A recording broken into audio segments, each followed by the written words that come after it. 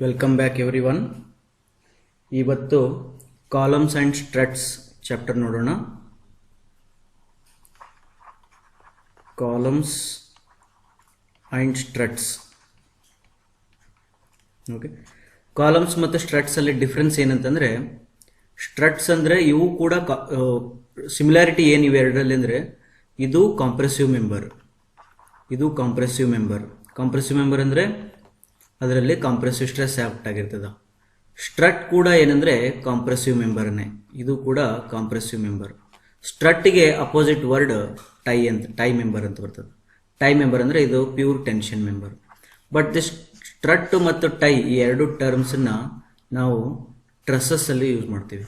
ಈಗ ಒಂದು ಟ್ರಸ್ ಅದ ಅಂತ ತಿಳ್ಕೊಳ್ಳಿ, ಇದು ಒಂದು ಟ್ರಸ್ ಅದ ಈ ಟೈಪ್ ಅಂದರೆ ಇದರೊಳಗಡೆ ಒಂದು ಯಾವುದಾದ್ರೂ ಮೆಂಬರ್, ಪರ್ಟಿಕ್ಯುಲರ್ಲಿ ಈ ಮೆಂಬರ್ ಏನಾದರೂ ಫುಲ್ ಕಂಪ್ರೆಷನ್ ಫೋರ್ಸ್ ಏನಾದರೂ ತೊಗೊಳ್ತಿತ್ತು ಅಂದ್ರೆ, ಪ್ಯೂರ್ ಕಂಪ್ರೆಷನ್ ಇತ್ತು ಅಂದ್ರೆ ಅದನ್ನು ನಾವು ಸ್ಟ್ರಟ್ ಅಂತ ಕರಿತೀವಿ, ಅದನ್ನ ಸ್ಟ್ರಟ್ ಅಂತ ಕರಿತೀವಿ. ನೆಕ್ಸ್ಟ್ ಯಾವುದಾದ್ರೂ ಒಂದು ಮೆಂಬರ್, ಈ ಮೆಂಬರ್ ಏನಾದರೂ ಟೆನ್ಷನ್ ಫೋರ್ಸ್ ತೊಗೊಳ್ತಿತ್ತು ಅಂದ್ರೆ ಅದನ್ನು ಟೈ ಮೆಂಬರ್ ಅಂತ ಕರಿತೀವಿ. ಓಕೆ, ನೋಟ್ ಮಾಡ್ಕೊಳ್ರಿ, ಸ್ಟ್ರಟ್ ಅಂದರೆ ಏನು ಮತ್ತು ಟೈ ಅಂದರೆ ಏನು ಅಂತೇಳಿ.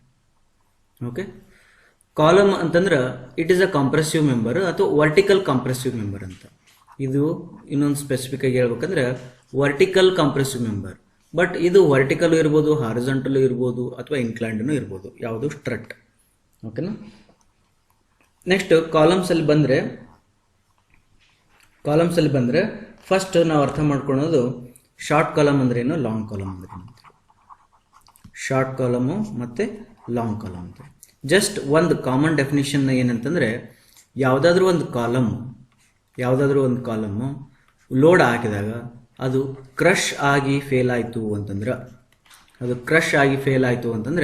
ಅದನ್ನು ಶಾರ್ಟ್ ಕಾಲಮ್ ಅಂತಾರೆ. ಅದು ಏನಾದರೂ ಯಾವುದಾದ್ರೂ ಒಂದು ಕಾಲಮ್ಮು ಅದು ಲೋಡ್ ಹಾಕಿದಾಗ ಬಕಲ್ ಆಗಿ ಫೇಲ್ ಆಗೋದು, ಅಥವಾ ಕ್ರಶ್ ಮತ್ತು ಬಕಲ್, ಓಕೆ, ಇವು ಎರಡೂ ಆಗಿ ಅದೇನಾದರೂ ಫೇಲ್ ಆಯಿತು ಅಂತಂದ್ರೆ ಅದಕ್ಕೆ ಲಾಂಗ್ ಕಾಲಮ್ ಅಂತ ಕರೀತಾರೆ. ತಿಳಿತಾ? ಲಾಂಗ್ ಕಾಲಮ್, ಶಾರ್ಟ್ ಕಾಲಮ್ ಈ ಡೆಫಿನೇಷನ್ ಏನಂತಂದ್ರೆ, ಇದು ಕ್ರಶ್ ಆಗಿ ಫೇಲ್ ಆಗ್ತದ, ಇದು ಕ್ರಶ್ ಮತ್ತು ಬಕ್ಲೆ ಎರಡೂ ಆಗಿ ಫೇಲ್ ಆಗ್ತದ. ಅರ್ಥಾಯ್ತಾ? ಇದು ಲಾಂಗ್ ಮತ್ತು ಶಾರ್ಟ್ ಕಾಲಮ್ ಇರೋ ಡೆಫಿನೇಷನ್. ಈಗ ಶಾರ್ಟ್ ಕಾಲಮ್ಸ್ ಏನದಲ್ಲ, ಫಸ್ಟ್ ನಾವು ಶಾರ್ಟ್ ಕಾಲಮನ್ನು ಸ್ಟಡಿ ಮಾಡೋಣ. ಶಾರ್ಟ್ ಕಾಲಮ್ಸ್ ಆ್ಯಕ್ಚುಲಿ ಇರಂಗಿಲ್ಲ. ಹೆಂಗಂತಂದ್ರೆ ಯಾವುದೋ ಒಂದು ಪೆಡೆಸ್ಟಲ್ ಅಂತ ಅಂದ್ಬಿಡ್ತಾರೆ. ಪೆಡೆಸ್ಟಲ್ ಅಂದ್ರೆ ಅದ್ರದ್ದು ವಿಡ್ತ್ ಜಾಸ್ತಿ ಅದ, ಓಕೆ, ಆಮೇಲೆ height somewhat near to width ಅದ. ಇಂಥ ಟೈಮ್ನೊಳಗಡೆ ಇದನ್ನ ಏನಂತಾರೆ, ಕಾಲಮ್ ಅಂತ ಅನ್ನಕ್ಕೆ ಬರಂಗಿಲ್ಲ, ಇದು ಪೆಡೆಸ್ಟಲ್ ಅಂತಾರೆ. ಓಕೆ, ಇದನ್ನ ಹೆಂಗೆ ಸ್ಟಡಿ ಮಾಡ್ತಾರೆ ಅಂತಂದ್ರೆ, ಜಸ್ಟ್ ಕ್ರಶಿಂಗ್ ಅಂತ ಹೇಳಿದ್ರೆ ಕ್ರಶಿಂಗ್ ವ್ಯಾಲ್ಯೂ ಕಂಡುಹಿಡ್ಬೇಕಾದ್ರೆ ಫೋರ್ಸ್ ಡಿವೈಡೆಡ್ ಬೈ ಏರಿಯಾ ಹಾಕ್ತೀರಿ. ಫೋರ್ಸ್ ಡಿವೈಡೆಡ್ ಬೈ ಏರಿಯಾ ಹಾಕಿದ್ರೆ ಸ್ಟ್ರೆಸ್ ಬರ್ತದೆ. ಎಷ್ಟು ಫೋರ್ಸ್ ಹಾಕಬೇಕು ಅಂತಂದರೆ, ಎಲ್ಲಿವರೆಗೂ ಇದು ಕ್ರಶ್ ಆಗಂಗಿಲ್ಲ ಅಲ್ಲಿ ತನಕ ಫೋರ್ಸ್ ಹಾಕೋದು. ಯಾವಾಗ ಇದು ಕ್ರಶ್ ಆಯ್ತಲ್ಲ ಆ ಫೋರ್ಸನ್ನು ಇದ್ರದ್ದು ಸ್ಟ್ರೆಂತ್ ಅಂತ ಕರಿಬೋದು. ಅರ್ಥಾಯ್ತಾ? ಫಾರ್ ಎಕ್ಸಾಂಪಲ್ ಒಬ್ಬ ಮನುಷ್ಯ ಅದನ್ನಂತ ತಿಳ್ಕೊಳ್ರಿ, ಇವನ್ ಮೇಲ್ಗಡೆ 1 kg 2 kg 3 kg 4 kg ಹಿಂಗೆ ಆಗ್ತಾ ಹೋಗ್ತೀನಿ. ಅವ ಏನಾದರೂ 10 kg ಸತ್ತೋದ ಅಂತಂದ್ರೆ ಇವನ್ ಸ್ಟ್ರೆಂತ್ 9.99 kg ಅಂತ. ಇವನ್ ಸ್ಟ್ರೆಂತ್ ಎಷ್ಟು? 9.99 kg ಇವನ್ ಸ್ಟ್ರೆಂತ್.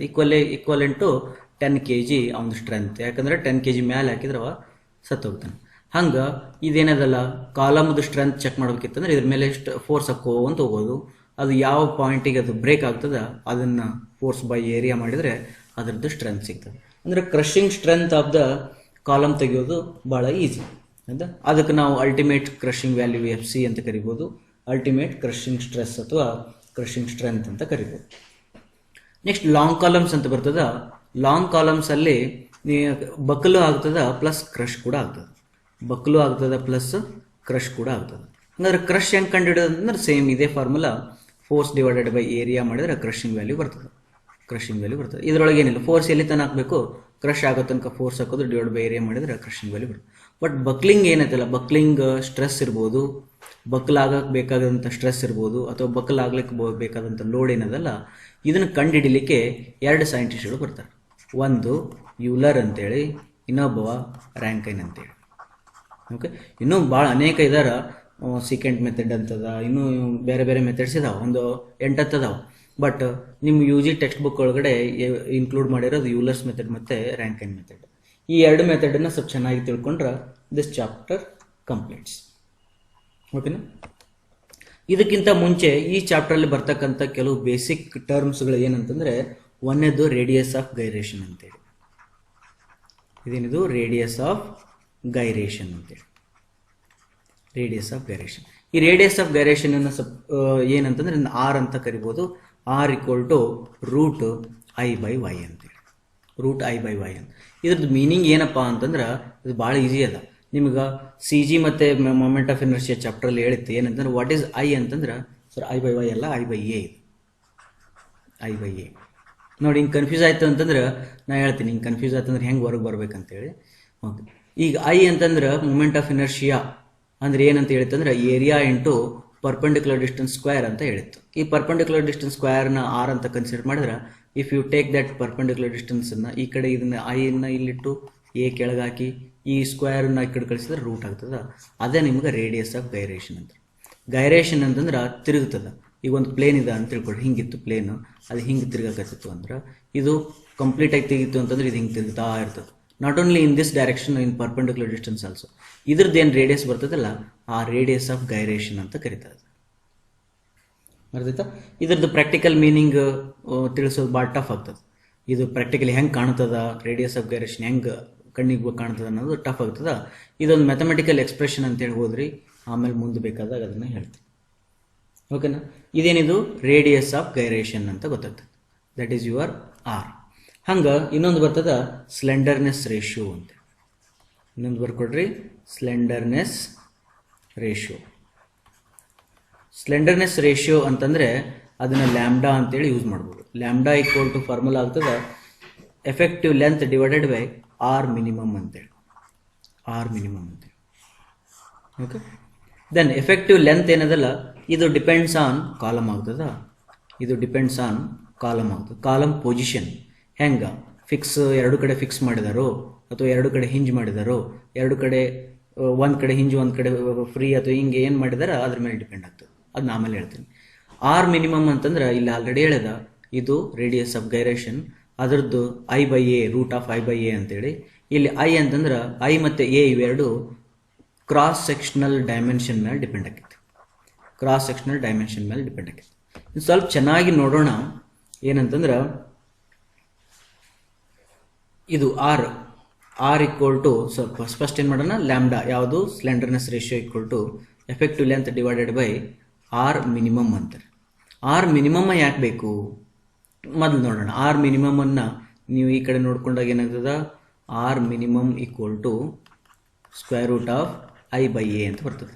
ಈಗ ನನ್ನ ಹತ್ರ ಒಂದು ಪರ್ಟಿಕ್ಯುಲರ್ ಕಾಲಮ್ ಅದ ಅಂತ ತಿಳ್ಕೊಳ್ಳಿ. ಈ ಕಾಲಮ್ ಅದು ಕ್ರಾಸ್ ಸೆಕ್ಷನ್ ಒಂದೇನೋ ಒಂದು ರೆಕ್ಟ್ಯಾಂಗಲ್ ಅಥವಾ ಯಾವುದೋ ಒಂದು ಶೇಪ್ ಅದ ಅಂತ ತಿಳ್ಕೊಳ್ಳಿ. ಈ ಶೇಪನ್ನು ನೀವು ಈ ಡೈರೆಕ್ಷನ್ ಒಳಗಾದ್ರೂ ನೋಡ್ರಿ, ಈ ಡೈರೆಕ್ಷನ್ ಒಳಗಾದ್ರೂ ನೋಡ್ರಿ, ಅದು ಏರಿಯಾ ಅಂತೂ ಸೇಮೇ ಅಲ್ಲ, ಏರಿಯಾ ಏನು ಚೇಂಜ್ ಆಗಲ್ಲ. ಹಂಗಾದ್ರೆ A is a constant for a particular column. A ಏನಾಯ್ತು ಈಗ ಕಾನ್ಸ್ಟೆಂಟ್. ಹಂಗಾದ್ರೆ ಆರ್ ಮಿನಿಮಮ್ ಬೇಕಿತ್ತಂದ್ರೆ ಐ ಒಳಗೆ ನೋಡ್ಕೊಂಡು, ಅಕಸ್ಮಾತಾಗಿ ನನ್ನ ಹತ್ರ ಕಾಲಮ್ದು ಏನಾದರೂ ಶೇಪ್ ಹಿಂಗಿತ್ತು ಅಂದ್ರೆ ದೆನ್ ಹಿಂಗೆ ಮೊಮೆಂಟ್ ಆಫ್ ಇನರ್ಷಿಯಾ ಬೇರೆ ಬರ್ತದ, ಹಿಂಗೆ ಮೊಮೆಂಟ್ ಆಫ್ ಇನರ್ಷಿಯಾ ಬೇರೆ ಬರ್ತದೆ. ಇವೆರಡರೊಳಗಡೆ ಯಾವುದು ಮಿನಿಮಮ್ ಅದ ಅದನ್ನು ನಾವು ಇಲ್ಲಿ ಬರಿಬೇಕು. ಅದರೊಳಗಡೆ ಮಿನಿಮಮ್ ಇದ್ದಿದ್ದು ಇಲ್ಲಿ ಬರೋದು ನಿಮ್ಗೆ ಆರ್ ಮಿನಿಮಮ್ ಸಿಗ್ತದೆ. ಆರ್ ಮಿನಿಮಮ್ ಬಂದಮೇಲೆ ನಿಮ್ಗೆ ಲ್ಯಾಂಬ್ಡಾ ಸಿಗ್ತದೆ. ಓಕೆ, ಕ್ವಶನ್ ಬರ್ತದ ಐ ಮಿನಿಮಮ್ ಯಾಕೆ ತಗೊಳ್ಬೇಕು ಅಂತೇಳಿ. ಓಕೆ, ಐ ಮಿನಿಮಮ್ ಯಾಕೆ ತಗೊಳ್ಬೇಕು ಅಂತಂದ್ರೆ ಎಲ್ಲಿ ಐ ಮಿನಿಮಮ್ ಇರೋದಲ್ಲ with respect to that axis member fail ಆಗೋ ಚಾನ್ಸಸ್ ಇರ್ತದೆ. ಫಾರ್ ಎಕ್ಸಾಂಪಲ್ ಈಗ ನೋಡಿ, ಒಂದು ಸ್ಕೇಲ್ ತಗೊಳ್ರಿ, ಇದೊಂದು ಸ್ಕೇಲ್ ಅಂತ ತಿಳ್ಕೊಳ್ರಿ. ಈ ಸ್ಕೇಲದ ಥಿಕ್ನೆಸ್ ಭಾಳ ಸಣ್ಣದಿರ್ತದೆ, ಹೌದಾ? ಸ್ಕೇಲದ ಏನಿರ್ತದೆ ಥಿಕ್ನೆಸ್, ಸ್ಟೀಲ್ ಸ್ಕೇಲ್ ಅಂತ ತಿಳ್ಕೊಳ್ರಿ, ಇದರ ಥಿಕ್ನೆಸ್ ಭಾಳ ಚಿಕ್ಕದಿರ್ತದೆ ಕಂಪೇರ್ ಟು ಅದರ್. ಹಂಗಾದ್ರೆ ಈ ಸ್ಕೇಲನ್ನು ಹಿಂಗೆ ಇಟ್ಕೊಂಡು ಇದನ್ನ ಹಿಂಗೆ ಏನಾದರೂ ಬೆಂಡ್ ಮಾಡಿದ್ರೆ ಇದೇನು ಬೆಂಡ್ ಆಗ್ತದ? ಸ್ಕೇಲ್ ಚೆಕ್ ಮಾಡಿ ನೋಡಿರ್ಬೇಕಾದ್ರೆ ಇದು ಸ್ಕೇಲ್ ಏನಾದರೂ ಹಿಂಗೆ ಬೆಂಡ್ ಆಗ್ತದ? ಸಾಧ್ಯನೇ ಇಲ್ಲ. ಓಕೆ, ಇದು ಈ ರೀತಿ ಬೆಂಡ್ ಆಗಂಗಿಲ್ಲ. ಯಾಕಂತಂದ್ರೆ ಇದ್ರದ್ದು ಮೊಮೆಂಟ್ ಆಫ್ ಇನರ್ಷಿಯಾ ಏನದಲ್ಲ, moment of inertia about this Axis ನೋಡಿದಾಗ ಬಿ ಸ್ಮಾಲ್ ಅದ, ಡಿ ದೊಡ್ಡದದ. ಓಕೆ, ಡಿ ಏನದ ದೊಡ್ಡದದ.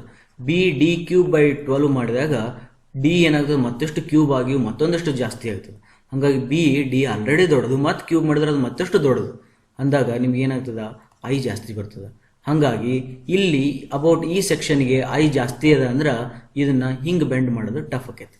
ಅದ ಸ್ಕೇಲನ್ನು ನೀವು ಹಿಂಗಿಡ್ರಿ, ಅದ ಸ್ಕೇಲನ್ನು ಹಿಂಗಿಡ್ರಿ, ಹಿಂಗಿಟ್ಟಾಗ ಸೇಮ್ ಸ್ಕೇಲ, same material, same everything same ಅದ.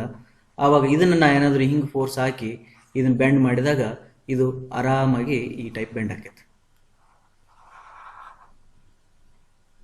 ಥಿಕ್ನೆಸ್ ಈಗ ಹಿಂಗೈತೆ, ಥಿಕ್ನೆಸ್ ಹೆಂಗದ, ಹಿಂಗದ, ಹೌದಾ? ಈಗ ಹಿಂಗೆ ಬೆಂಡ್ ಆಯ್ತಿದ್ದು ಹಾರಿಜಾಂಟಲ್ ಒಳಗಡೆ. ಅವಾಗ ಬೆಂಡ್ ಆಯಿತು ಅಂತಂದ್ರೆ ಅದರ ಅರ್ಥ ಇಲ್ಲಿ ಮೊಮೆಂಟ್ ಆಫ್ ಇನರ್ಷಿಯಾ ತೆಗೆದ್ರೆ ಇಲ್ಲಿ ಐತಿ ಸಿ ಜಿ ಆಕ್ಸಿಸ್. ಅಂದ್ರೆ ಇದು ಹಿಂಗಿತ್ತು cross section. Moment of inertia about this axis ತೊಗೊಂಡಿರ್ತೀರಿ. Moment of inertia this axis ತೊಗೊಂಡಾಗ ಬಿ ಏನದ, ದೊಡ್ಡದದ, ಡಿ ಏನದ, ಸ್ಮಾಲ್ ಅದ. ಸ್ಮಾಲ್ ಅಂದ್ರೆ ಫ್ರಾಕ್ಷನ್ ಒಳಗೆ ಬರ್ಬೋದಾ? ಇದಕ್ಕೆ ಕಂಪೇರ್ ಮಾಡಿದ್ರೆ ಇದೇನಾಗ್ತದ 0.5, 0.8 ಹಿಂಗೆ ಸ್ಮಾಲ್ ಇರ್ಬೋದು. ಸ್ಮಾಲ್ ಇದ್ದಾಗ ಏನಾಗ್ತದೆ, ಇದನ್ನು ಕ್ಯೂಬ್ ಮಾಡಿದ್ರೆ ಮತ್ತಷ್ಟು ಸ್ಮಾಲ್ ಆಗ್ತದೆ. ಯಾವಾಗಲೂ ಡೆಸಿಮಲ್ ಪಾಯಿಂಟ್ಸಲ್ಲಿ ಇರೋದನ್ನು ಕ್ಯೂಬು ಸ್ಕ್ವೇರ್ ಮಾಡಿದ್ರೆ ಮತ್ತಷ್ಟು ಕಡಿಮೆ ಆಗ್ತದೆ. ಹಾಗಾಗಿ ನಿಮ್ಗೆ ಐ ಏನು ಬರ್ತದ, ಭಾಳ ಸಣ್ಣದು ಬರ್ತದೆ. ಯಾವಾಗ ಐ ಭಾಳ ಸಣ್ಣದಿರ್ತದ, with respect to that axis material ಜಲ್ದಿ ಬೆಂಡ್ ಆಗಿಬಿಡ್ತದೆ. ಇದು ಹಿಂಗೆ ಬೆಂಡ್ ಆಗಿಬಿಡ್ತೈತಿ ಇದು ಜಲ್ದಿ. ಓಕೆ, ಅದೇ ಈ ಮಟೀರಿಯಲ್ನ ಹಿಂಗೆ ಬೆಂಡ್ ಮಾಡೋದು ಭಾಳ ಟಫ್ ಆಗ್ತದೆ. ಈ ಮಟೀರಿಯಲ್ನ ಹಿಂಗೆ ಬೆಂಡ್ ಮಾಡೋದು ಭಾಳ ಟಫ್ ಆಗುತ್ತೆ. ಯಾಕಂತಂದ್ರೆ ಇದ್ರದ್ದು ಐ ಜಾಸ್ತಿ ಅದ. ಇದರಿಂದ ನಮ್ಗೆ ಏನು ತಿಳಿತಂತಂದ್ರೆ ಎಲ್ಲಿ ಐ ಮಿನಿಮಮ್ ಇರ್ತದಲ್ಲ, with respect to that axis bend ಆಗೋ ಚಾನ್ಸಸ್ ಜಾಸ್ತಿ ಇರ್ತದೆ. ಹಾಗಾಗಿ ಕಾಲಮಲ್ಲಿ ನಾವು ಲ್ಯಾಂಬ್ಡಾ ತೊಗೊಳ್ಬೇಕಾದ್ರೆ ಆರ್ ಮಿನಿಮಮ್ ತೊಗೊಳ್ತೀವಿ. ಆರ್ ಮಿನಿಮಮ್ ಯಾಕಂದ್ರೆ ಆರ್ ಮಿನಿಮಮ್ ಅಲ್ಲಿ ಐ ಮಿನಿಮಮ್ ಇರ್ತದೆ. ಅರ್ಥ ಆಯ್ತಾ? ಈಗ ನಿಮಗೆ ಕ್ವಶನ್ ಬರ್ಬೋದು ಏನಂತಂದ್ರೆ, ಬರಲೇಬೇಕು ಕ್ವಶನ್. ಈಗ ಅಕಸ್ಮಾತಾಗಿ ಮೊಮೆಂಟ್ ಆಫ್ ಇದು ಒಂದು ಇದು ಏನದು ಕ್ರಾಸ್ ಸೆಕ್ಷನ್ ಏರಿಯಾ ಹಿಂಗಿತ್ತು ಅಂತ ತಿಳ್ಕೊಳ್ರಿ. ಇದು ಸೆಂಟ್ರೋಡಲ್ ಆಕ್ಸಿಸ್, ಇದು ಸೆಂಟ್ರೋಡಲ್ ಆಕ್ಸಿಸ್. ಹಂಗೆ ಎಷ್ಟು ಸೆಂಟ್ರೋಡಲ್ ಆಕ್ಸಿಸ್ ಆಗ್ಬೋದು ಅಂದ್ರೆ ಮೆನಿ ಸೆಂಟ್ರೋಡಲ್ ಆಕ್ಸಿಸ್ ಆಗ್ಬೋದು. ಸೆಂಟ್ರಡ್ ಪಾಯಿಂಟಿಂದ ಸಿ ಜಿಯಿಂದ ಪಾಸ್ ಆಗ್ತಕ್ಕಂಥ ಎಷ್ಟು ಆಕ್ಸಿಸ್ ಆಗ್ಬೋದು, ನೀವು ಮೆನಿ ಆಗ್ಬೋದು. ಹೌದಾ? ನಾವೇನು ಮಾಡಾಕತ್ತೀವಿ ಅಂತಂದ್ರೆ ಐ ಎಕ್ಸ್ ಎಕ್ಸ್ ಕಂಡುಹಿಡಿತೀವಿ, ಐ ವೈ ವೈ ಕಂಡುಹಿಡಿತೀವಿ. ಇವೆರಡರೊಳಗಡೆ ಯಾವುದು ಮಿನಿಮಮ್ ಅದ ಅದನ್ನು ಐ ಮಿನಿಮಮ್ ಅಂತ ಹೇಳಿ ಕನ್ಕ್ಲೂಡ್ ಮಾಡಿ ಅದನ್ನೇ ತೊಗೊಂಡು ಹೋಗಿಬಿಡ್ತೀವಿ. ಬಟ್ ನಿಮ್ಗೆ ಯಾರಾದರೂ ಕ್ವಶನ್ ಕೇಳ್ಬೋದಲ್ಲ, ಸರ್ ಈ ಆಕ್ಸಿಸ್ಗೆ ಐ ಎಕ್ಸ್ ಎಕ್ಸ್ ಅಂತ ಕರೆದ್ರಿ, ಈ ಇದ್ರದ್ದು ಮೊಮೆಂಟ್ ಆಫ್ ಇನರ್ಷಿಯಾಗೆ ಐ ವೈ ವೈ ಅಂತ ಕರೆದ್ರಿ. ಸರ್ ಯಾವುದಾದ್ರೂ ಒಂದು ಬೇರೆ ಆಕ್ಸಿಸ್ ಒಳಗಡೆ ಇವೆರಡಕ್ಕಿಂತ ಸಣ್ಣದು ಇರ್ಬೋದಲ್ರಿ. ಐ ಯಾವುದೋ ಒಂದು 1 ಅಂತ ತಗೊಳ್ರಿ.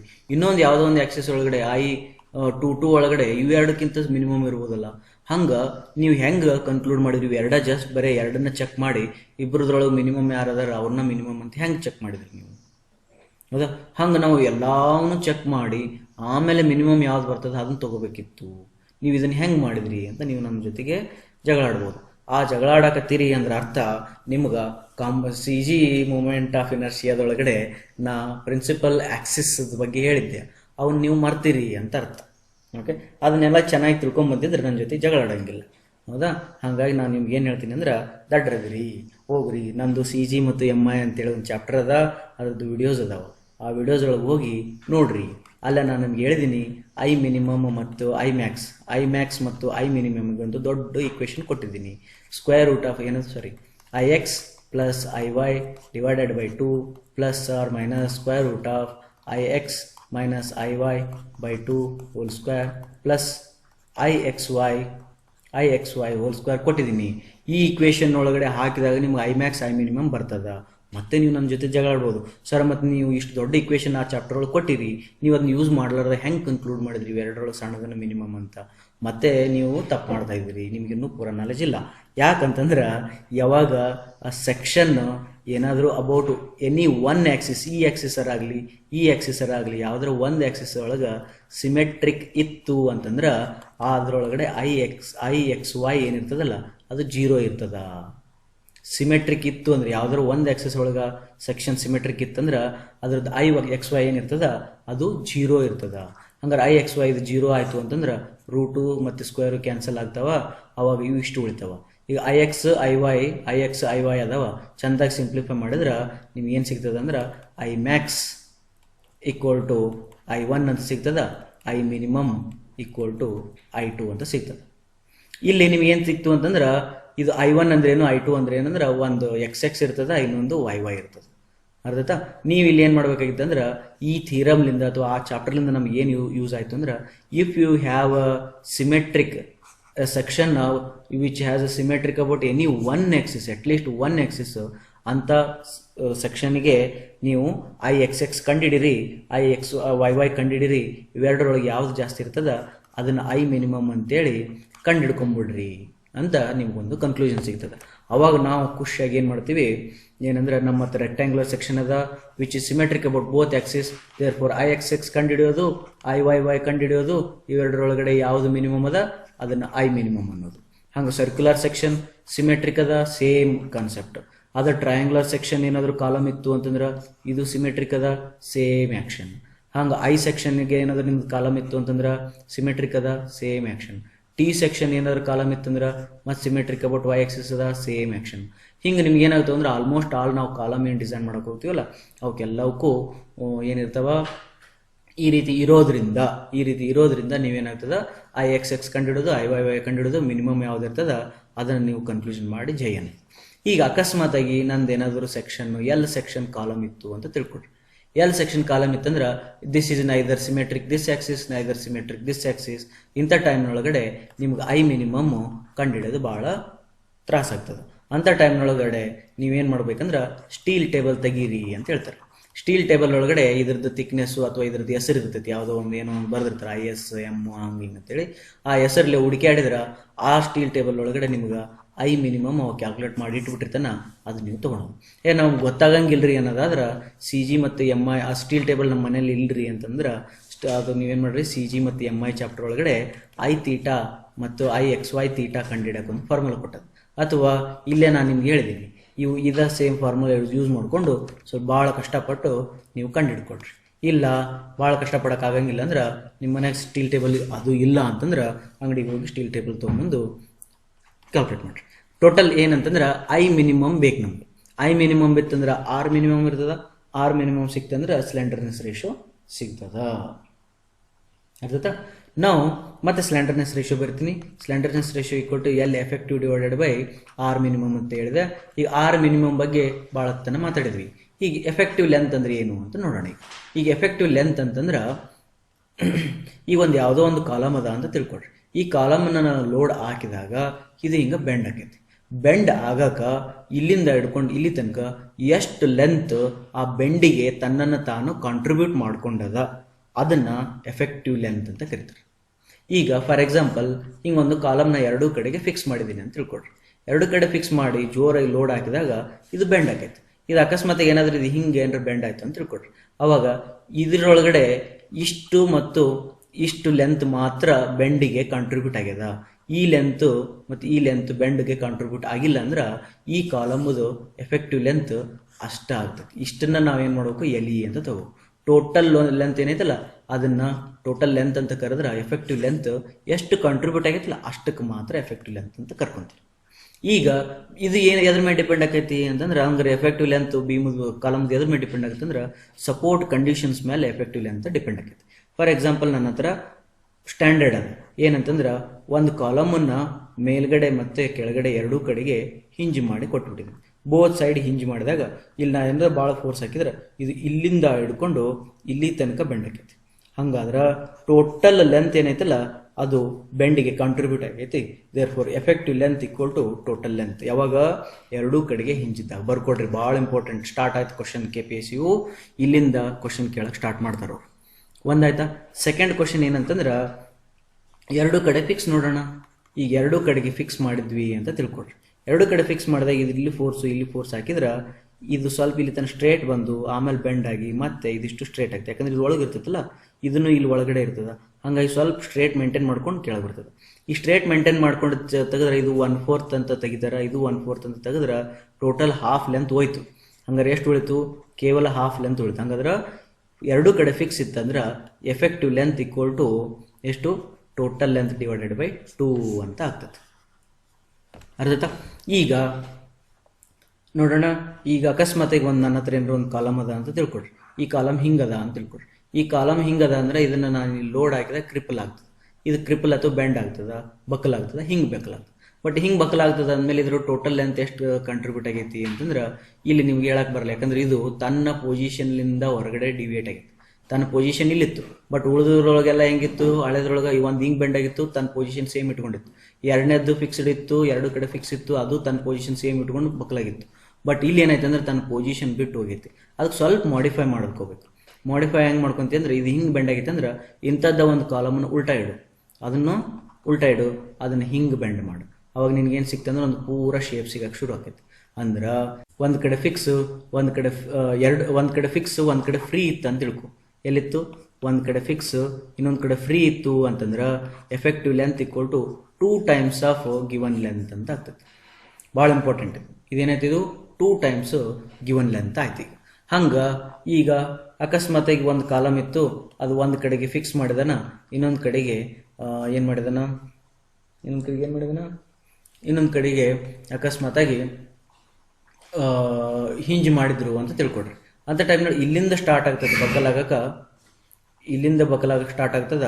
ಬಟ್ ಇಲ್ಲಿ ಸ್ವಲ್ಪ ಒಳಗೆ ಹೋಗ್ಕೊಂಡು ಹಿಂಗೆ ಮಾಡಿ ಅಂದ್ರೆ ಏನಾಯ್ತಿದ 25% ಏನಾಯ್ತಿದು ಅರೌಂಡ್ 25% ಬಕ್ಕಲ್ ಆಗಲಿಲ್ಲ ಅಂದ್ರೆ ಎಫೆಕ್ಟ್ ಆಗಲಿಲ್ಲ. ಉಳಿದದ್ದು ಏನೈತಿಲ್ಲ ಅದು ಬಕ್ಕಲ್ ಆಯ್ತು. ಬಟ್ ಅರೌಂಡ್ ಅಂದಿನ ಎಕ್ಸಾಕ್ಟ್ ಅಲ್ಲ. ಹಂಗಾದ್ರೆ ಎಷ್ಟಾಗ್ತದೆ ಅಂದ್ರೆ 0.707 L ಅಂತ ಬರ್ತದೆ. ಹಂಗಾರೆ ಎಫೆಕ್ಟಿವ್ ಲೆಂತ್ ಈಕ್ವಲ್ ಟು ಏನಾಗ್ತದ, ಎಫೆಕ್ಟಿವ್ ಲೆಂತ್ ಈಕ್ವಲ್ ಟು 70% ಅಂತ ಅನ್ಕೋಬೋದು ನೀವು. 70% ಎಫೆಕ್ಟಿವ್ ಲೆಂತ್ ಆಗ್ಯದ. ಆಯ್ತಾ? ಈ 0.707 1/√2 ಅಂತ ಬರ್ಕೊಂಡ್ರೆ L/√2 ಈಸ್ ಯುವರ್ LE ಅಂತ ಆಗ್ತದೆ. ಅರ್ಥಾಯ್ತಾ? ಈಗ ಇನ್ನೂ ಕೆಲವು ಇವು 4 ಏನದಾವಲ್ಲ, ಒಂದು 2 ಕಡೆ ಹಿಂಜು, 2 ಕಡೆ ಫಿಕ್ಸು, ಒಂದು ಫಿಕ್ಸು ಒಂದು ಫ್ರೀ, ಮತ್ತು ಒಂದು ಫಿಕ್ಸು ಒಂದು ಹಿಂಜು. ಈ 4 ಏನದಾವಲ್ಲ ಅಟ್ಮೋಸ್ಟ್ ಇಂಪಾರ್ಟೆಂಟ್. ಇವು very very very very important. ಅರ್ಥಾಯ್ತಾ? ಇವು ಬಿಟ್ಟು ಇನ್ನು 3 ಅದಾವೆ. ಅವು ನಿಮಗೆ ನಿಮ್ಮ ಸಮ್ಟೈಮ್ಸ್ ಕಾಂಪಿಟೇಟಿವ್ ಎಕ್ಸಾಮ್ಸ್ ಭಾಳ ಸ್ಟ್ರಿಕ್ಟ್ ಇತ್ತು ಅಂದ್ರೆ ಅಂತಲ್ಲಿ ಕೇಳ್ತಾರೆ. ಇದು ಯಾವುದಪ್ಪ? ಇನ್ನೊಂದು ಟೈಪ್ ಏನಂತಂದ್ರೆ 4ನೇ ಟೈಪ್ ಏನಂದ್ರೆ ಒಂದು ಕಡೆಗೆ ಫಿಕ್ಸ್ ಮಾಡಿಬಿಟ್ಟನ, ಇನ್ನೂ ಒಂದು ಕಡೆಗೆ ಒಂದು ರೀತಿ ಹೈಬ್ರಿಡ್ ಸಪೋರ್ಟ್ ಕೊಟ್ಟನ. ಹೈಬ್ರಿಡ್ ಸಪೋರ್ಟ್ ಏನು ಹೇಳ್ತದ ಅಂತಂದ್ರೆ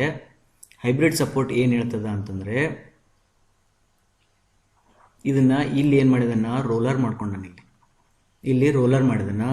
ಇದನ್ನ ಫೋರ್ಸ್ ಹಾಕಿದಾಗ ಇದು ಬಕ್ಕಲ್ ಹೆಂಗಾಗ್ತದೆ ಅಂದ್ರೆ ಇಲ್ಲಿಂದ ಹಿಂಗೆ ಸೀದಾ ಬಂದು ಇದು ಹಿಂಗೆ ಬಕ್ಕಲಾಗ್ತದೆ.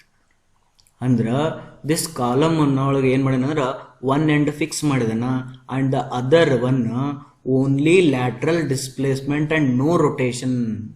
ಓನ್ಲಿ ಲ್ಯಾಟ್ರಲ್ ಡಿಸ್ಪ್ಲೇಸ್ಮೆಂಟ್ ಅಂದ್ರೆ ಇದನ್ನ ಹಿಂಗೆ ಸರ್ಕೋಣಕ್ಕೆ ಅದಕ್ಕೆ ಅನುಮತಿ ಅದೇ ಅದು ಇಲ್ಲಿ ಏನೈತಲ್ಲ ಇದನ್ನ ರೊಟೇಟ್ ಮಾಡಕ್ಕೆ ಅದಕ್ಕೆ ಅನುಮತಿ ಇಲ್ಲ. Only lateral displacement but no rotation. ಇಂಥದ್ದೇನಾದರೂ ಹೈಬ್ರಿಡ್ ಸಪೋರ್ಟ್ ನೀವೇನಾದರೂ ತಯಾರು ಮಾಡಿದ್ರೆ ಇಂಥ ಟೈಮ್ನೊಳಗಡೆ L equal to effective length ಏನಾಗ್ತದೆ, LE ಈಕ್ವಲ್ ಟು L ಅಂತನ ಆಗ್ತದೆ. ನೆನ್ಪಿಟ್ಕೋಬೇಕು. ಇದಕ್ಕೇನಂತಾರೆ, ಇದಕ್ಕೆ 1 end fix, 1 end lateral displacement is allowed but not rotation. ಹಂಗೆ L effective equal to L ಆಗ್ತದ.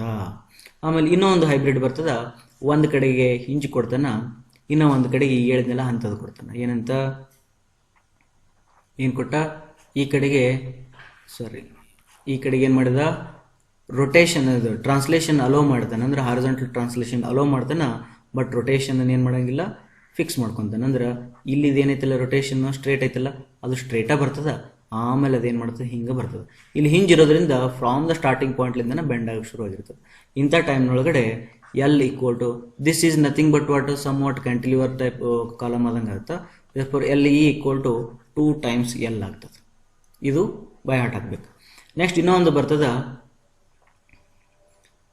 Only letter no rotation. ಇನ್ನೂ ಒಂದು ಬರ್ತದ 1 ಎಂಡ್ ಫಿಕ್ಸ್ ಅಂತೇಳಿ, ಇನ್ನೂ ಒಂದು end the other end lateral displacement and partial rotation is allowed. ಇದೇನೈತಲ್ಲ ಇದಕ್ಕೆ ಲ್ಯಾಟ್ರಲ್ ಡಿಸ್ಪ್ಲೇಸ್ಮೆಂಟನ್ನು ಅಲೋ ಮಾಡ್ಯಾನ, ಅಂದ್ರೆ ಈ ಕಡೆ ಸರ್ಕೋಬೋದು.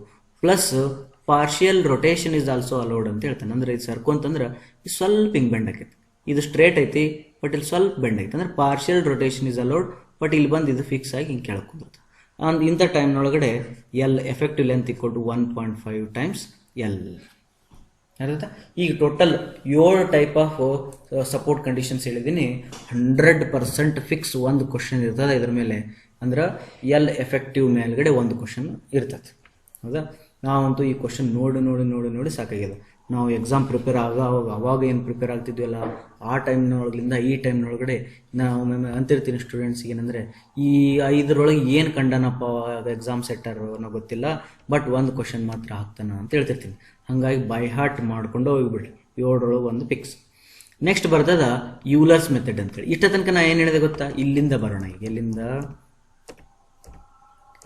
ಕಾಲಮ್ ಅಂತಂದ್ರೆ ಏನು ನೋಡಿದ್ವಿ, ಕಾಲಮ್ ಅದ್ರೊಳಗಡೆ 2 ಶಾರ್ಟ್ ಕಾಲಮ್ ಲಾಂಗ್ ಕಾಲಮ್ ಬರ್ತಾವಂದ. ಲಾಂಗ್ ಕಾಲಮ್ಗೆ ಯೂಲರ್ಸ್ ಫಾರ್ಮುಲಾ ಮತ್ತೆ ಇಲ್ಲಿ ಹೇಳಿದೆ ಏನಂತ, ಇಲ್ಲಿ ಯೂಲರ್ಸ್ ಮತ್ತು ರ್ಯಾಂಕೈನ್ಸ್ ಥಿಯರಿ ಅಪ್ಲೈ ಮಾಡ್ತೇವೆ ಅಂತ ಹೇಳಿದೆ.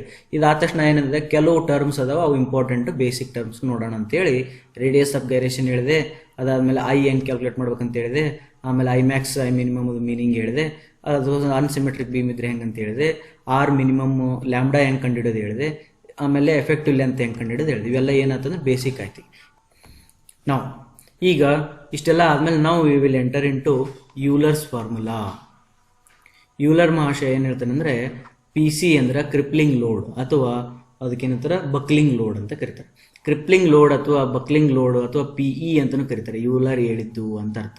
ದ್ಯಾಟ್ ಈಕ್ವಲ್ ಟು ಫಾರ್ಮುಲಾ ಏನದಂದ್ರೆ pi square divided by L square into E I ಅಂತದ.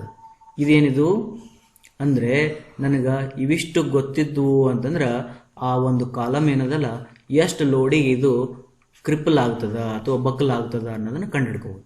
ನಮಗೇನೇನು ಬೇಕಂಗಾದ್ರೆ ಪೈ ಸ್ಕ್ವೇರ್ ಬೇಕು. ಪೈ ಅಂದರೆ ನಿಮ್ಗೆ ಸಿಗ್ತದೆ 3.14 ಸ್ಕ್ವೇರ್ ಕಾನ್ಸ್ಟೆಂಟ್, ಏನೂ ಪ್ರಾಬ್ಲಮ್ ಇಲ್ಲ. ಇ ಅಂತಂದರೆ ಯಂಗ್ಸ್ ಮಾಡಲಸ್ ಬಗ್ಗೆನೂ ನಿಮ್ಗೆ ಯಾವುದೇ ರೀತಿಯ ಪ್ರಾಬ್ಲಮ್ ಇಲ್ಲ. ನೆಕ್ಸ್ಟ್ ಬರ್ತದ ಐ.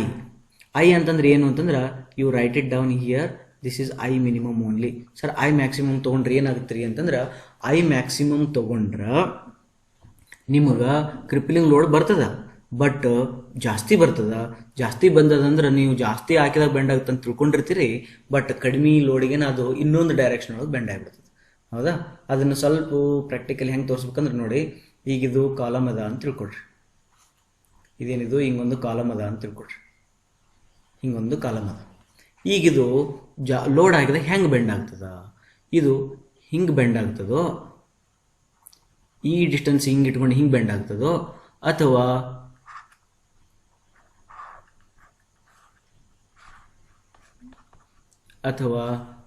ಇದು